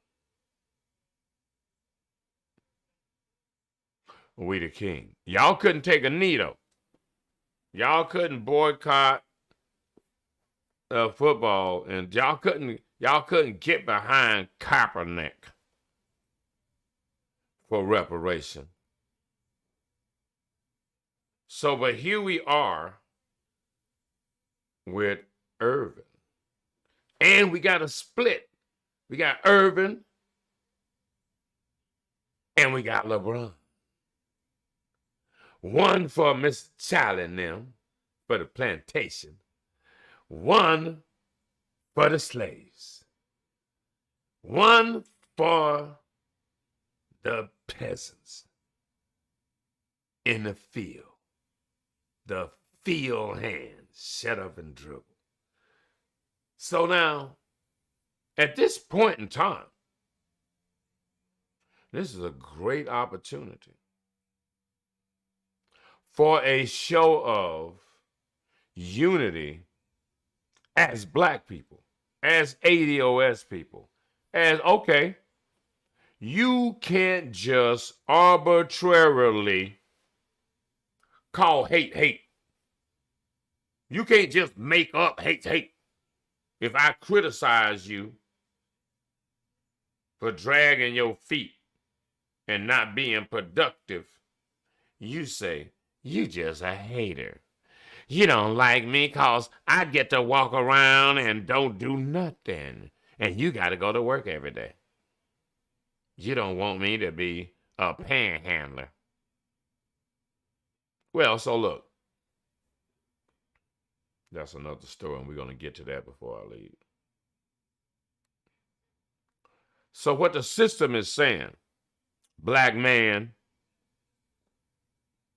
ADOS, American descendants of slavery, bruh, that you don't have any freedom.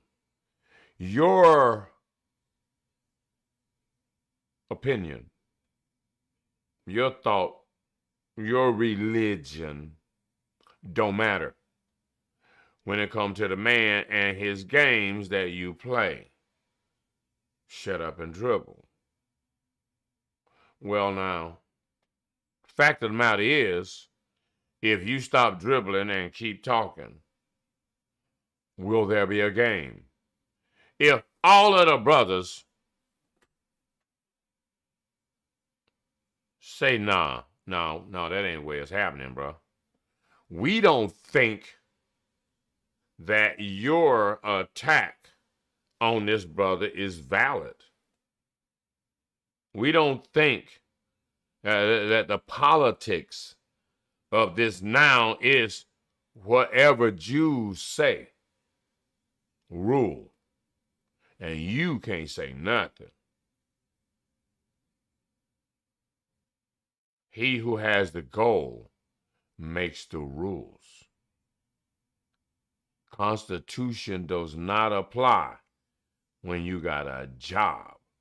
All right, so now, y'all are union. Y'all got players union. Y'all can strike. Y'all can, like, I think all of this extra punishment, you got to say, okay, I'm sorry. I'm so sorry. And you got to take this class, that's going to cost some money. And you got to take this class, that's going to cost some more money. And you got to get chastised and talked to by this rabbi. And then you got to talk to this dude over here. And then you got to bend your butt over there and let somebody else stick it to you and say, now do you understand? Yes, yes, I understand. Or are we as black people needing that reparation check going to stand up for our brothers and sisters?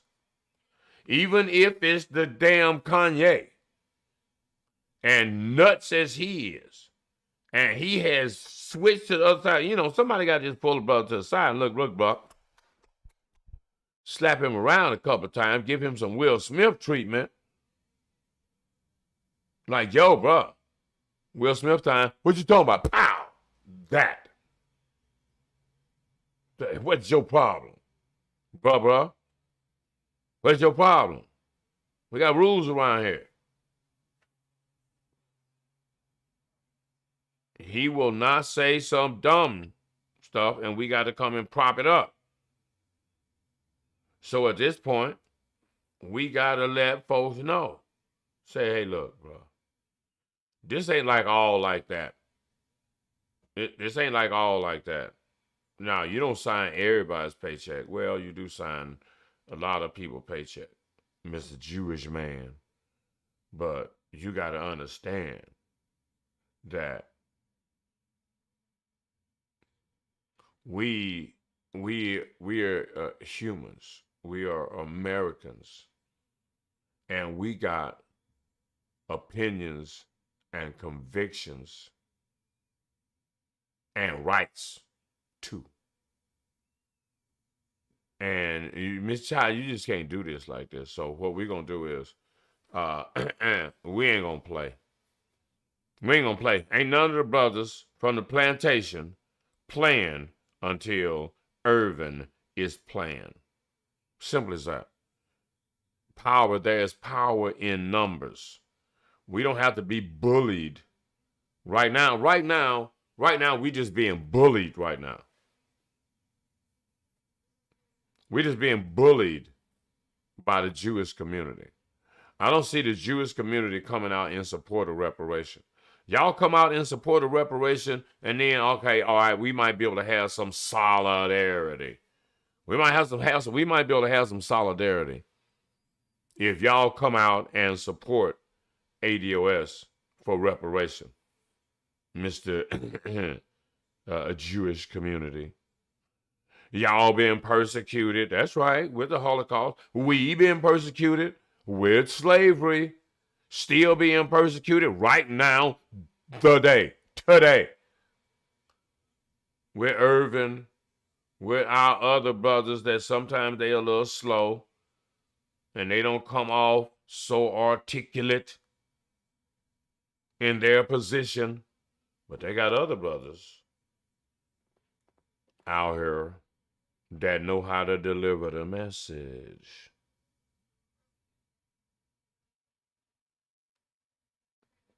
So we're not having it.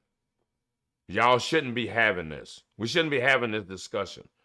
We should be talking about reparation. Cut that check, bro. And then we'll do some of that other stuff. We talk about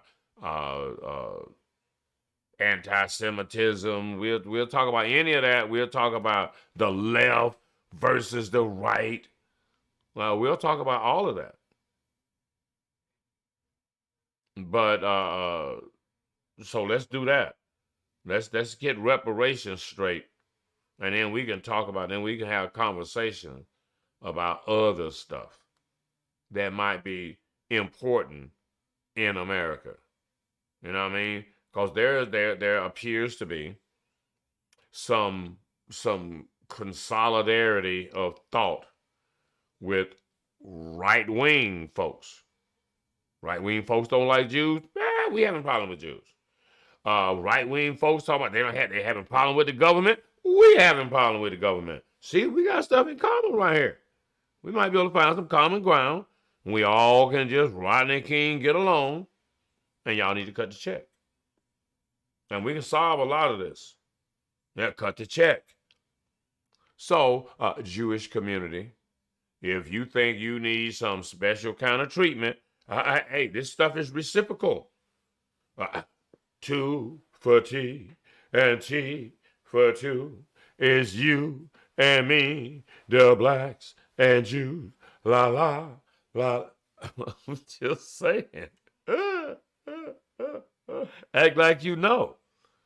So, brothers and sisters, y'all need to just shut the NBA down until further notice. Y'all need to just shut it down. Now, well, nobody playing right now. Nobody playing right now.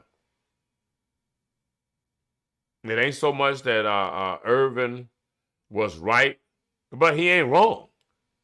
He's not wrong for having his personal opinion. He's not wrong that he don't feel like he needs to submit to the system and do an apology. He's right now all in his ego and trying to maintain his manhood in a situation where, yo, bro, it's politics. Just say it. Nobody's interested in whether or not you mean it. Say it so we can get on. But he's got convictions. Ish. I'm just saying. So, I mean, we need to Somebody needs to sit down with Ervin and get his honest position on why, in fact, he actually did share the movie. What was he trying to get across, and what's his understanding of the thought process? You know, do you not understand that there was actually a Holocaust? Do you actually not understand that Christians been at Jews' throat forever, for 2,000 years? Can you understand that this time that we're in, kind of tricky? Thoughts of revolution at hand. You know what I mean? Chaos at hand, man. Cut the check before anything weird happens. I'm just saying, before anything really weird jump off. Biden, midterm election. Y'all get out and vote, because this one is going to be a scary look. You got Hobbs. She's struggling. She's struggling a little bit, because this is the stretch right here. Election is Tuesday. This is it right here. This is it. It's either conservatism and lies, or is Democrats, liberals, if you want to call it that. I don't know why they even use these old weird terms. And your freedom. Now, a lot of politicians right now are going to tell you the safety of Arizona is at stake. The border is being flooded by illegals. Yeah, right. The border's been flooded with illegals forever. And the circumstances in which these people, Guatemalans, Haitians, everybody, is fleeing to the shining, gleaming jewel on the hill called America is what it is. Border security has been there forever. Now, every time there's an election, now is, we're gonna, don't you want to be safe? No, I want y'all to be serious. And for black people, let me tell you, immigrants are not your friend. Immigrants not your friend. Immigrants come to America and take jobs that you could or would or might have. So immigration is an issue that black people need to have better handle on the political side of immigration.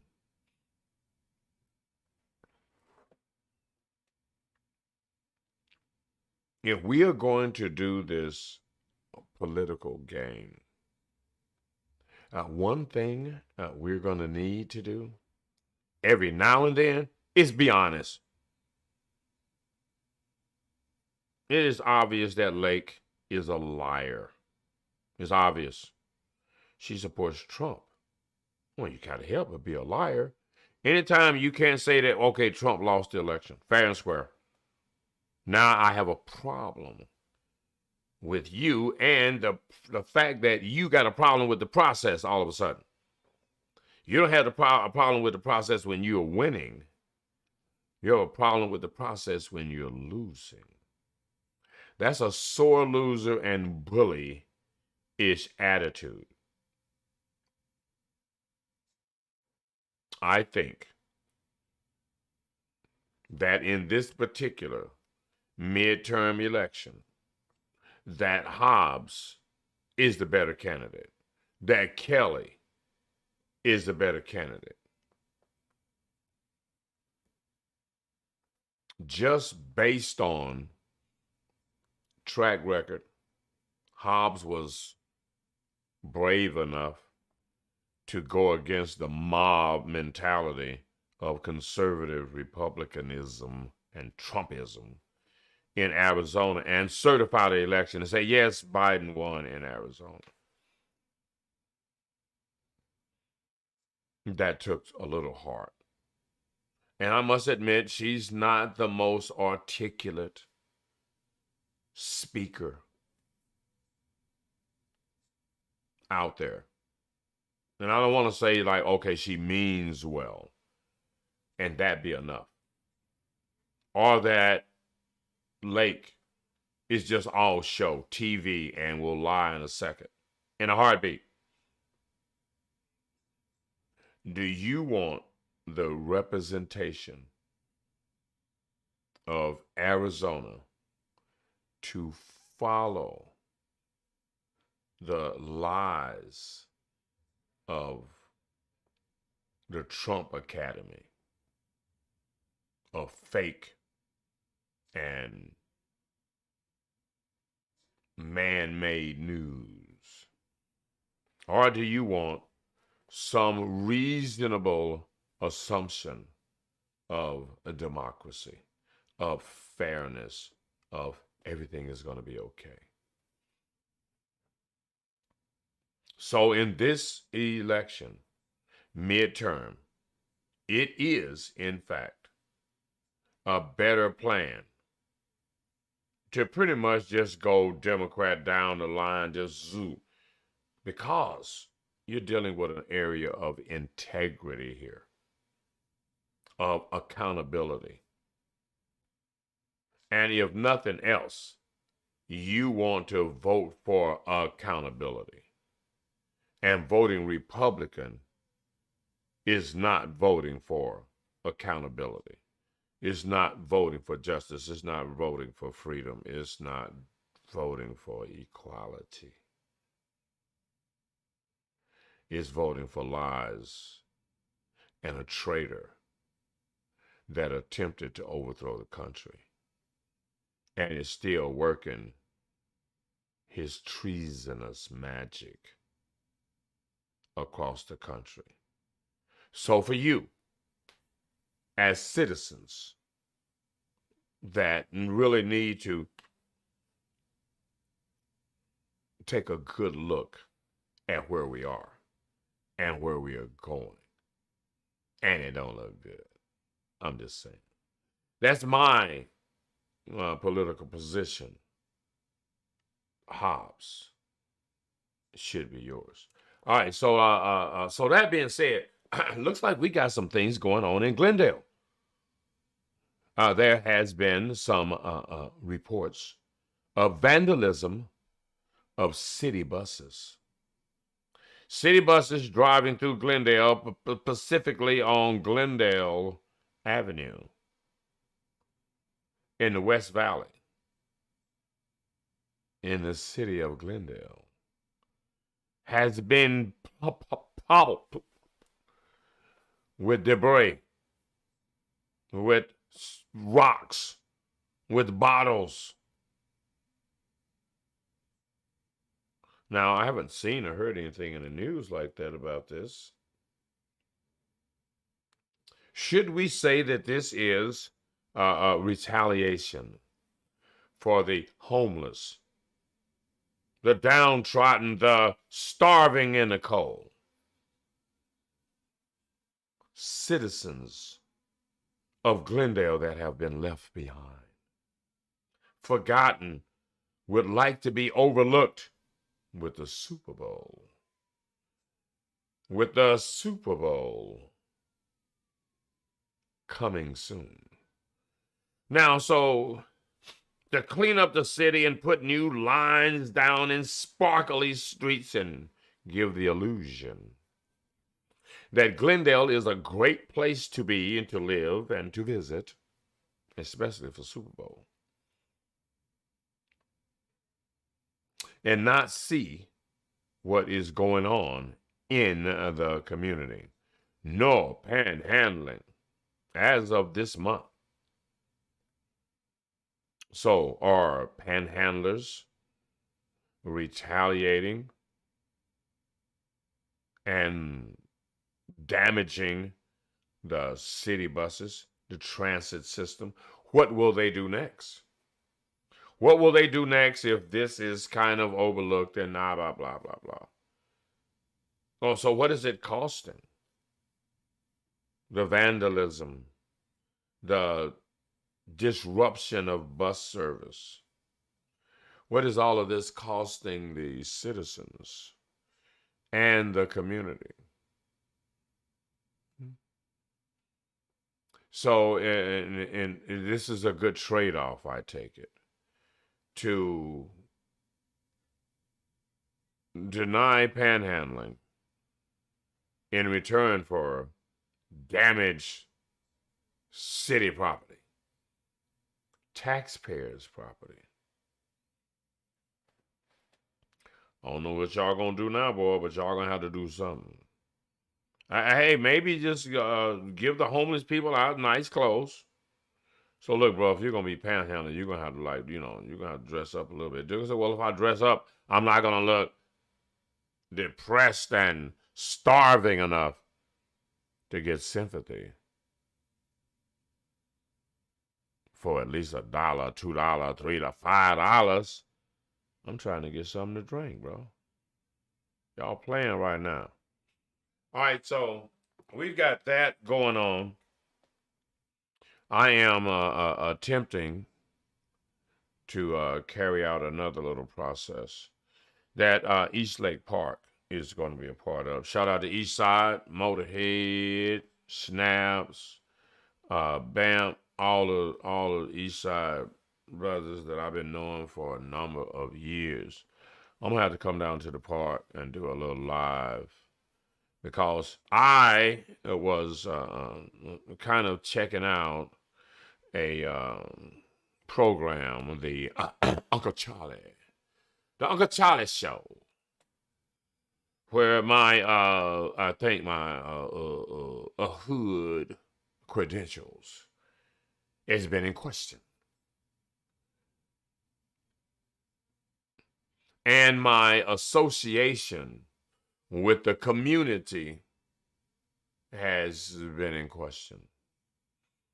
Not to mention that in the 90s, when I was on public access TV on Cox Cable, doing the same kind of a show, way before when some of y'all was just kids, I was doing this with Reverend Tillman at East Lake Park and Rose Mofford, and the early days capturing the images. As a matter of fact, I had a photo that I had long since lost of the largest march in Phoenix history that went from East Lake Park to the little underpass deal going into the city of Phoenix. And I'm talking about all the way to Central, to East Lake Park. All you could see was damn people. I'm trying to wonder, that little crossover thing is right there. That's just after 7th Street, right there, going east. And so that was the largest photo, and some of the largest marches, gatherings, and the brother that was on the roller skates and doing the covering the marches and and having the van that stopped police brutality. What was his name? Can't remember what his name was, but anyway. But I mentioned and this is to show you, because while we on this topic of unity, and black people need to get together, we must in fact have the conversation about how black folks in general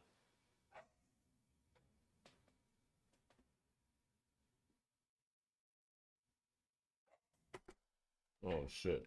Hold on, y'all.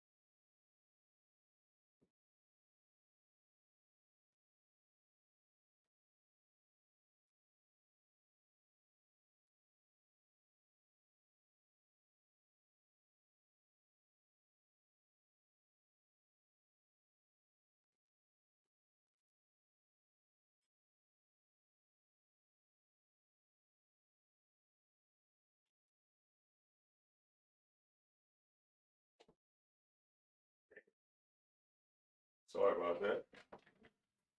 It takes the dog. They was moving around and stuff. Yeah. Got the dog all shook up. I'm all shook up. Uh-huh. Yeah, yeah. All right. Whew. So we're back. So now, in this story, and I don't normally do a lot of commentary on other folks shows. And as a matter of fact, normally what I attempt to do is kind of add a little flavor to a folks show, especially when you have to understand that black people don't interact too much unless it's just some nonsense, right? So I mentioned subscribing to PhoenixStreetNews.com. And Mr. West took it offensive. Oh, I already subscribed to Phoenix Street News. As a matter of fact, I've been knowing this Dynasty for a long time. I helped her do some stuff back in the day. Well, subscribing to Phoenix Street News back then was on the old website under a older website builder format. It has been rebuilt by myself. I managed to manipulate stuff well enough to build the current website. And I would appreciate it if you would go and subscribe. Since, of course, you support black businesses and would like to create a sense of unity in the community. But when talked about unity and going and meeting at East Lake Park, you told me about I was already at East Lake Park when the KKK was there. Where were you? I wasn't there and didn't need to be there. I don't do reaction to situations. I, on the other hand, try to get ahead of the situation. You know, so by saying having a interaction in the park, you said, oh, I don't have to do that because we already been to the park. Well, you've been to the park because KKK was there. You didn't be to the park to organize black people. And on a continuous basis. So we're talking about a whole new day, doing a whole new thing, Mr. West. It's what we're talking about. And oh, you need to get with me. You know, you got my number. Or you can call me, brother. No, I don't have to do any of that. I mentioned what I was interested in doing. Now, I have mentioned this idea and this concept about doing a unity-ish meeting in the park or other places with other black men. And so far, I have gotten a rejection of the unity idea by not only you, Mr. West, Mr. Stick, rejected that proposal of doing free stuff for the community in the park. We got to get some money. We got to hustle our people. So every time somebody comes along and says, y'all need to, we need to, let's do something. And like you was having on this show, oh, we can get together right here. You got an idea, you got an idea, you got an idea. We can all put our ideas together. We can do something. Well, already right there, you got too much confusion. You got an idea, we got an idea. No, why don't we just kind of come up with an idea? Like, let's pursue this reparation program and everybody get behind that. Do this entertainment in the park for free. Ish. In the open, public forum where you can, in fact, get fans, not from in some little venue. By the time you get to that venue, you about to get paid to be in there because you got fans by now. But now, every time somebody comes up with an idea that wasn't your idea, it's not a good idea. That's why black folks can't get together. A bunch of chiefs, no Indians. And when a real chief pop up, all the Indians want to be like, well, I'm a chief too. I can be a chief too. Well, up until now, you ain't did no chief stuff. And right now, we about to get rough. Yeah, I know I got the suit and everything on. I'll be nice all through the show. But every now and then, you have to just put people in their dang old place. I ain't gonna cut y'all out like I generally do. I'm gonna be nice and polite. But I still gonna be serious. That's what we are going to do. And we ain't gonna let y'all feelings about how y'all feel. Oh, you just don't have to, you can't talk to me right here. Woo, woo, woo. I run a barbershop. Really? Really? And even having that barbershop, you got a great opportunity to teach and learn. I've already been looking for a barbershop to shoot a film, a movie in. But you can't get Negroes to do that. Oh, what's gonna be my status? Huh? What am I gonna get? Y'all so busy trying to hustle each other.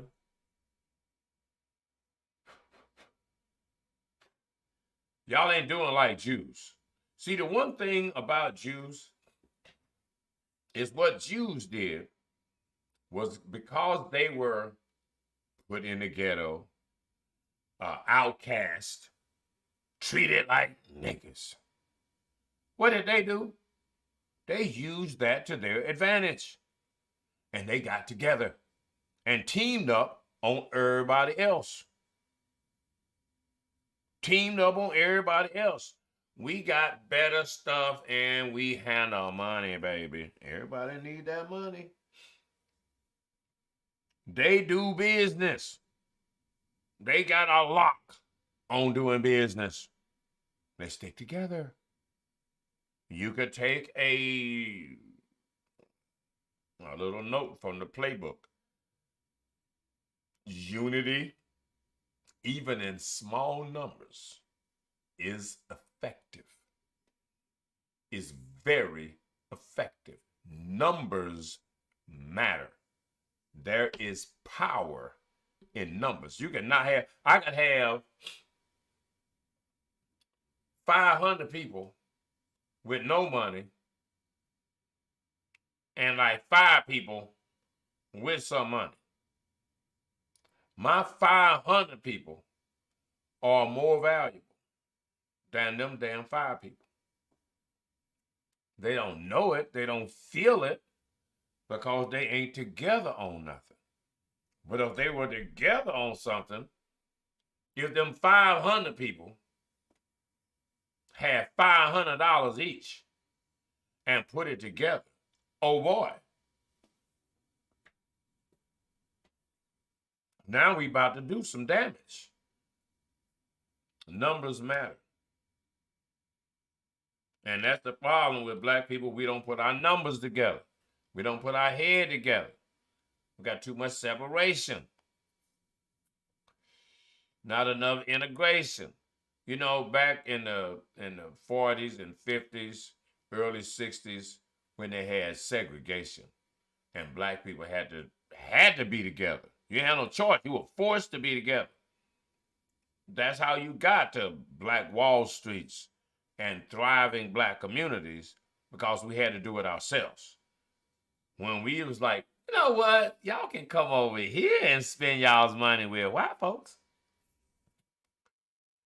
And then black people stopped doing their own business and start patronizing white business. You could have still had your own business and attract white people to your business. It ain't always got to be you going over to their business. They can come to your business. You need to get you some business. So we're going to start getting some business. I'm going to do some activities in the park, and we're going to watch it grow and work from there. And I just tell y'all right in the wide open, this is what we get ready to do. And there's going to be people that are going to try to make it not happen, that's going to duplicate it someplace else. Fine and dandy. Fine and dandy. It is room for everybody when you're doing stuff right. And at the end of the day, somebody is going to do it better than somebody else. Like right now with the janky promoter, everybody do it the same janky. One janky guy ain't no different from the next janky guy. You know what I mean? So right now, we trying to damn come up with a better program. No janky. No janky needed. No janky necessary. No, if you're going to pay to play, you might as well have a real audience. There might as well be a real audience. And live in the wide open. And the wintertime is fine. So let's party. Let's party with Radical Mike. What's up, Radical Mike? Show PhoenixStreetNews.com. Please like and share. Hit the cash out. And don't be scared of Jewish people like that. Don't be scared. If they are going to be our allies, we got to walk light around them. Just like we got to walk light around white folks, we got to walk light over here. We got to walk light. We got to tiptoe everywhere in the country that we built. We tiptoeing. We walking on eggshells in America, in the country that we built. Jews said, man, come on now. Y'all built it with our money. Now, we made you the money for you to... No, hell no. How many cotton fields y'all own? How many plantations y'all own? Come on now. Do we need to really talk? How many banks did y'all own that handle slave money? Huh? How many? I mean, I'm just saying. How many people, how many Jewish folks got filthy rich off of slavery and still spending the money, still got the money? Come on, man. You the original, you brought everybody here. So don't tell me you ain't deep in American everything. Money, movie, whatever. Everything. Wasn't for you, America wouldn't even be here. 1492, kicked out of Spain. Spanish Inquisition. That's right.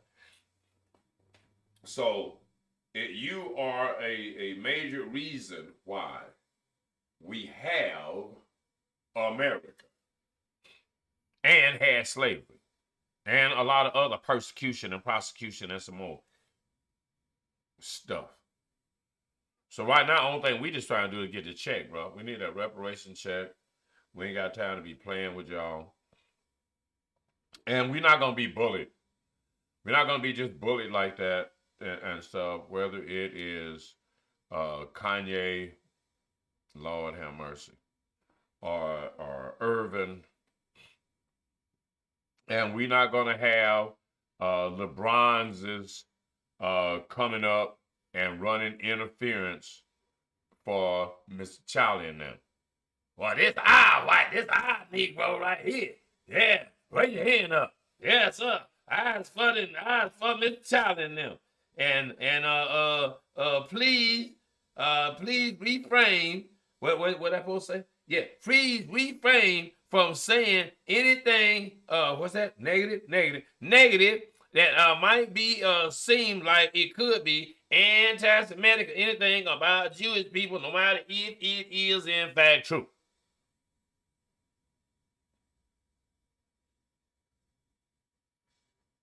if it's true. If the shoe fit, you gonna have to wear it, partner. You already know. We keep it real around here. This is What's Up Radicalmike show.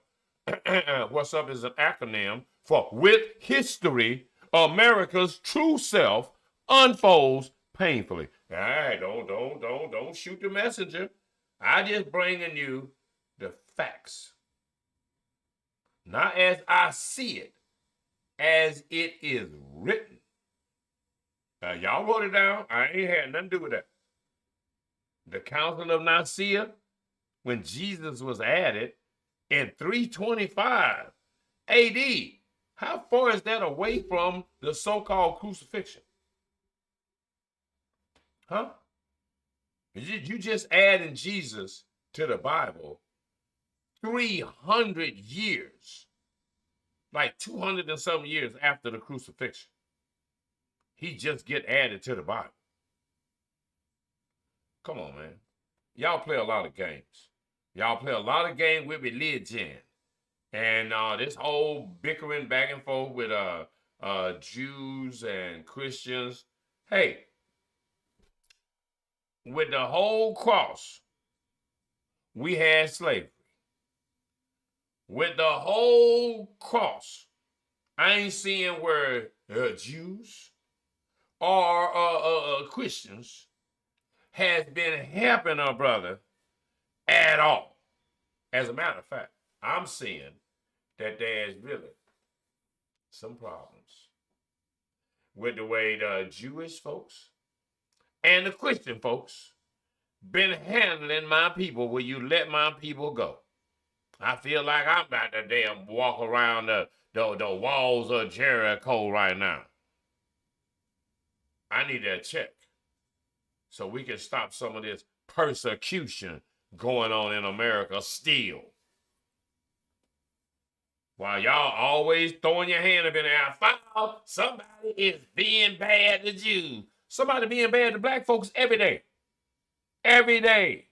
Somebody denying black people some rights, denying black people some everything, freedom of speech, denying black people getting denied everything right now. Ervin included. When do we get some reprieve around her? When do we get like, okay, bro, it's all right. Cut the check. Cut the check. Cut the check, and then we can, all the other stuff that y'all want to do, y'all can do it. Y'all can still do that. Y'all can be Hebrew Israelites. Y'all can do anything y'all want. I need that check. And I need y'all to get behind the efforts of getting the check.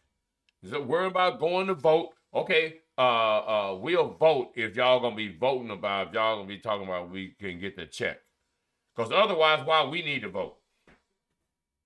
As black people, why we need to vote? What we getting? What we getting?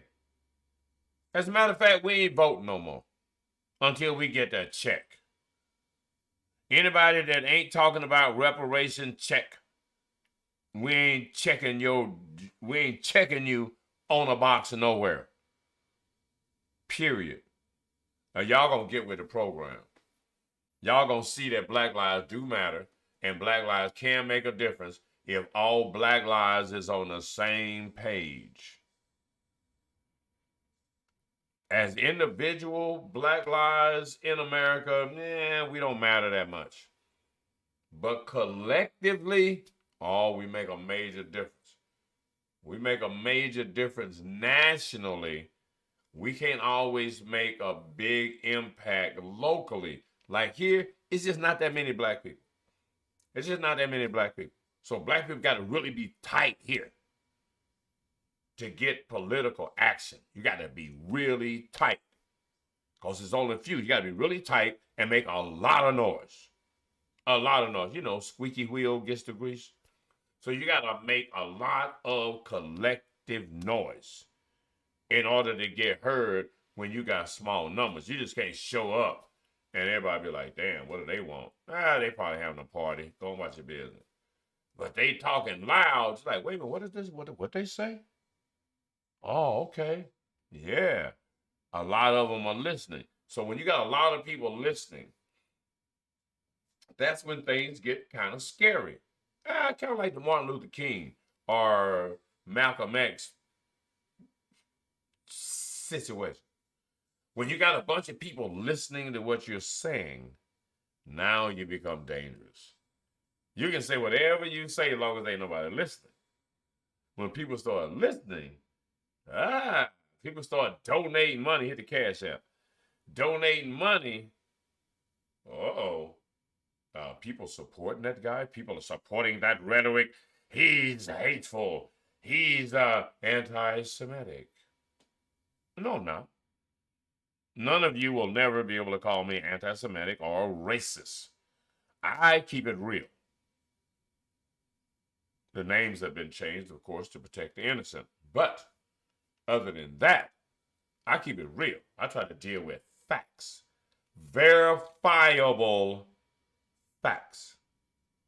And that's not either good or bad. That depends on the interpreter. If it bothers your feelings, that doesn't necessarily make the information good or bad, negative or positive. The information being true is just true. How it affects you, that truth, is yet to be seen or felt. So we can't always run around with this, that's negative and that's anti-Semitic and stuff. If I say all Jews are like really short people or something like that, then that would probably be like anti-Semitic, I guess. You know, because all Jews are not like short. You know, and that would be negative. But I was like, you know what? The majority of Jews, man, got money. That ain't anti-Semitic. We say like, yeah, that's right. You're right. They do. But if you said the majority of Jews use money in a weird way that kind of harms other people, then like, that's anti-Semitic. And that's all about feelings. That's about how you feeling, because if you can go and look at some documentation of how Jewish bankers or Jewish business people have been handling business with, say, for instance, black people. And you see in situations where the Jewish people haven't given black people the benefit that they've given other people. You know what I mean? So if you can pinpoint that in documentation, then you're not being anti-Semitic. You're being truthful and honest up front. Facts. The truth does matter.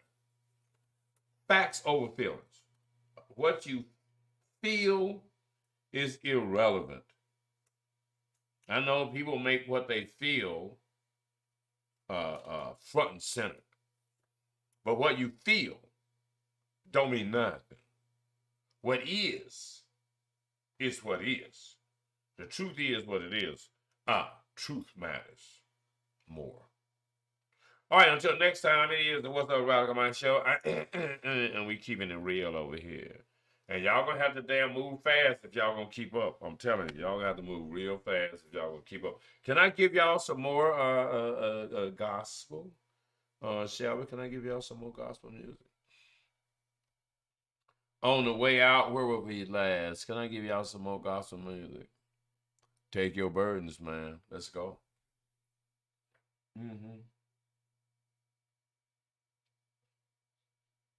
Oh, do we have a commercial in here? Have you ever wondered what would happen if you actually sat down and talked with missionaries from the Church of Jesus Christ of Latter-day Saints? No, I haven't thought about it. Not one bit.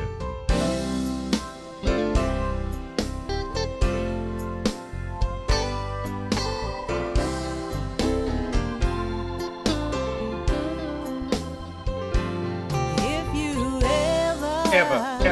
Ever. change your mind about leaving God behind,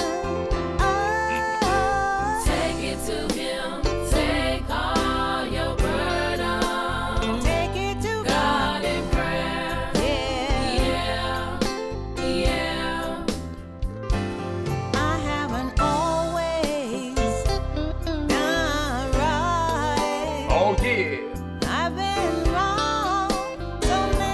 That's what we gonna do. This is how we gonna take it out tonight.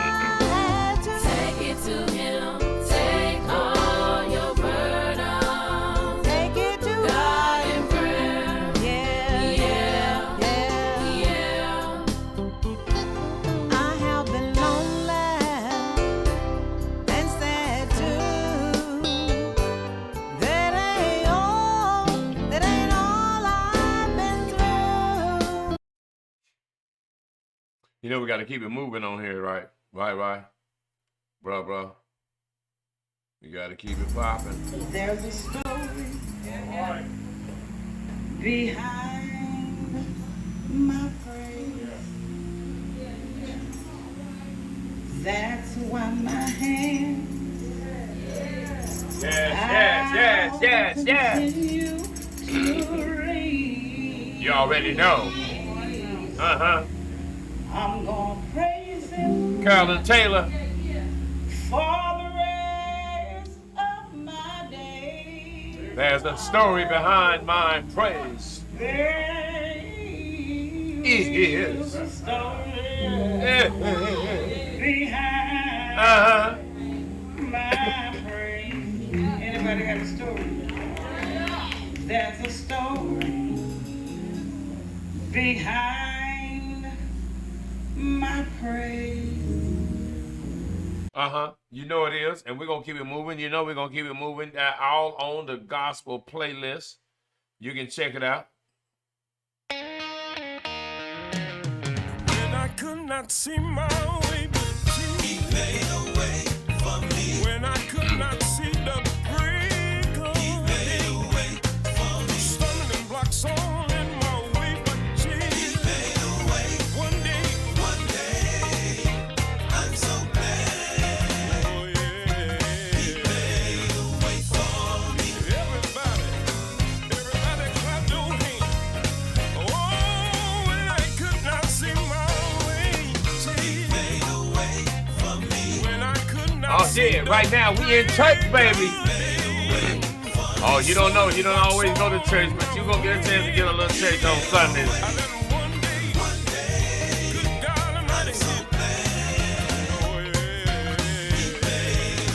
Oh boy.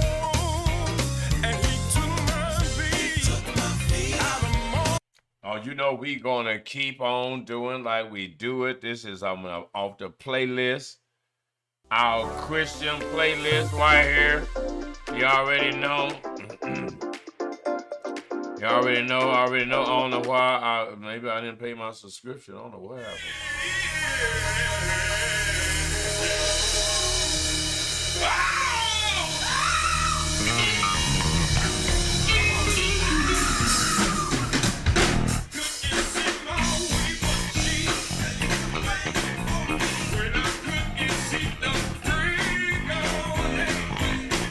That's a live version.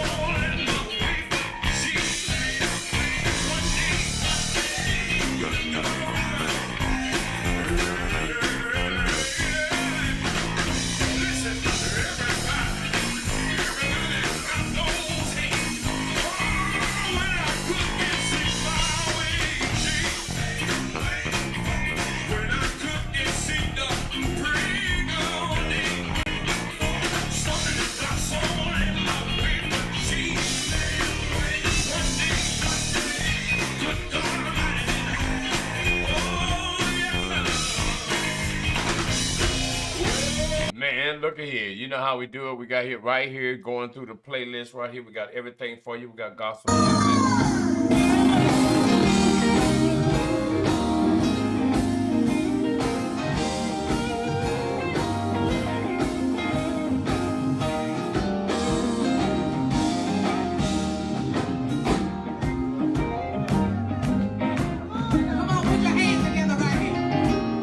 Y'all know you need to put your hands together. I promise you, we won't be up here too long. Oh, they always say that. They always say they ain't gonna be on there too long.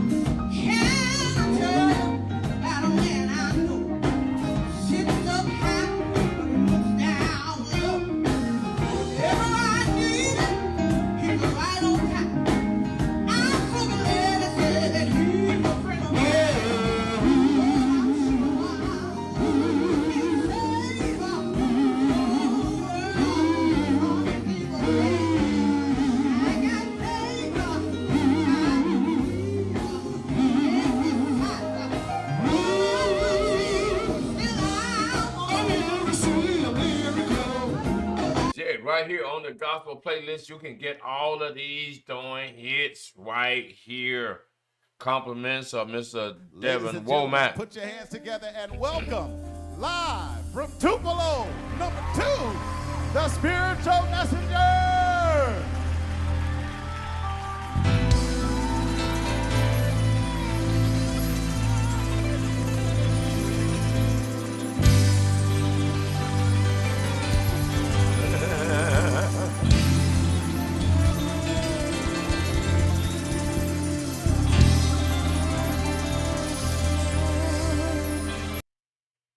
You already know, man. You don't know, but now you about to know.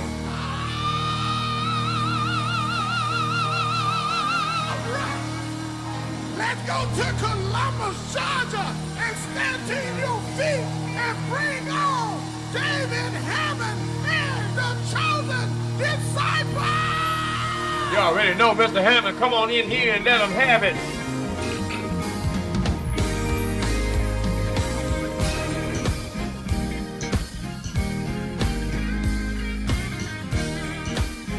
Everybody, come on.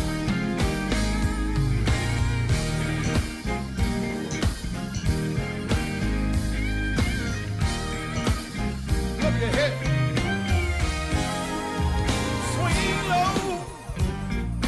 Sweet old terrier, coming.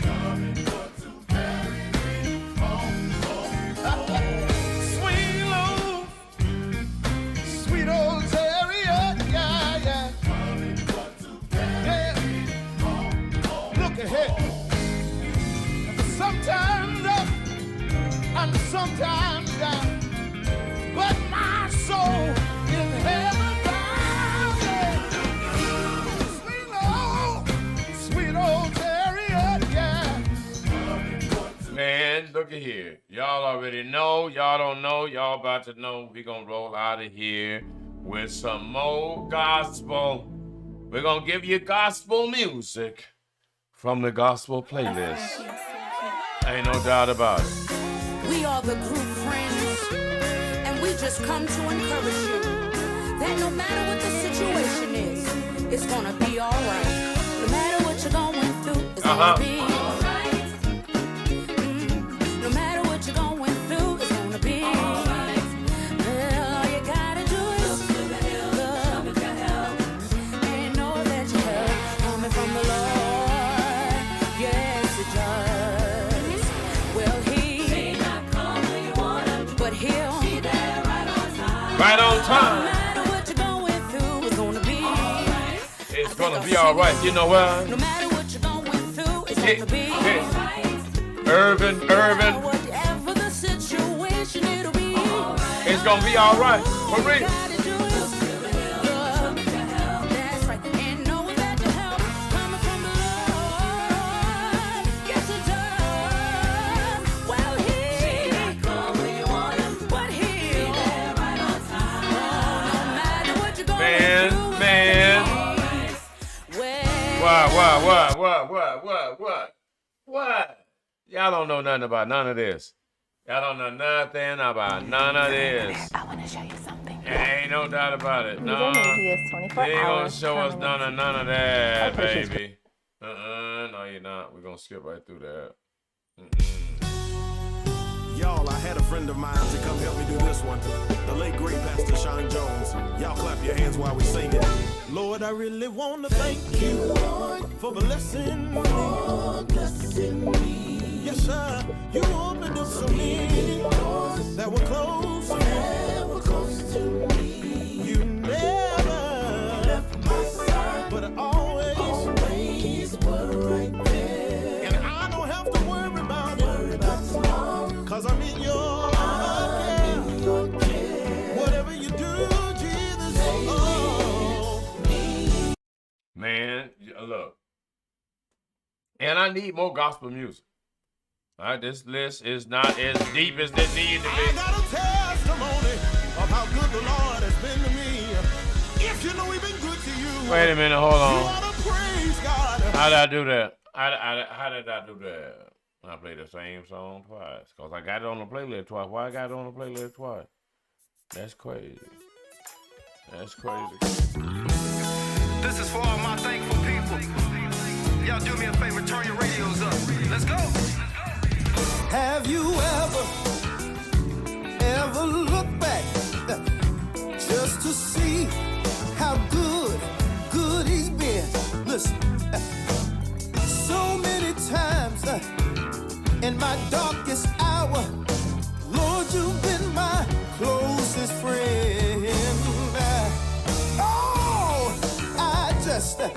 I really don't understand, Lord, why you left me time and time again. But Lord, I thank you. Sonny, wanna thank you. I really wanna thank you for all you've done. Fellas, y'all help me. Have you ever looked back just to see, Lord, you've really been good. Listen here.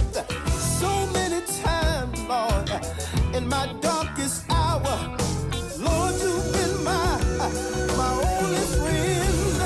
Oh, Lord, I really don't. Oh, yeah. That's what's going down. That's the way it's going down on a Sunday. We're gonna get out of here. Let's go. Let it be done. Let it be done. I know sometimes life gets you down.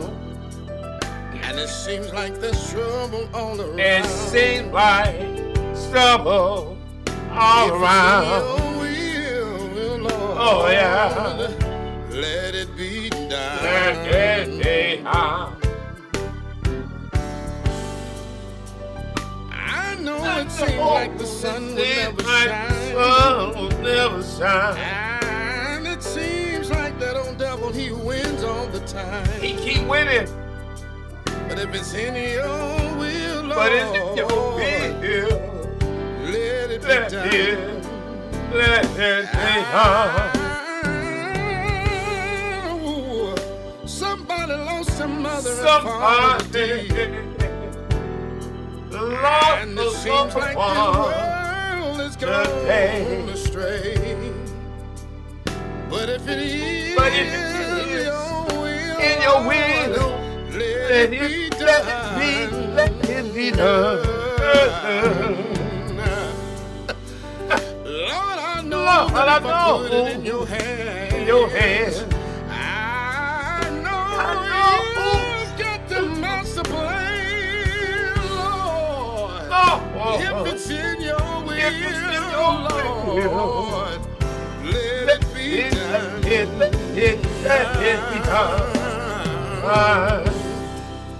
Don't question God. Don't question He's in command. One thing for sure I do know. He knows my path. He knows your path. He's ordered my steps and taken control. Oh boy.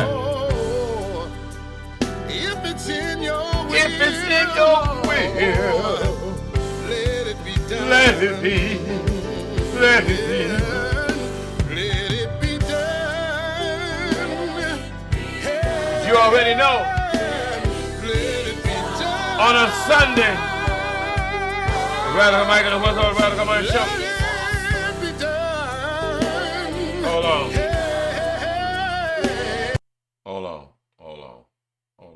Y'all tripping. Hold on. Y'all is just tripping. Y'all about to be up in church. Y'all about to be up in Reverend Radical's church. You better know what you know. Oh, bro, you got to back it up.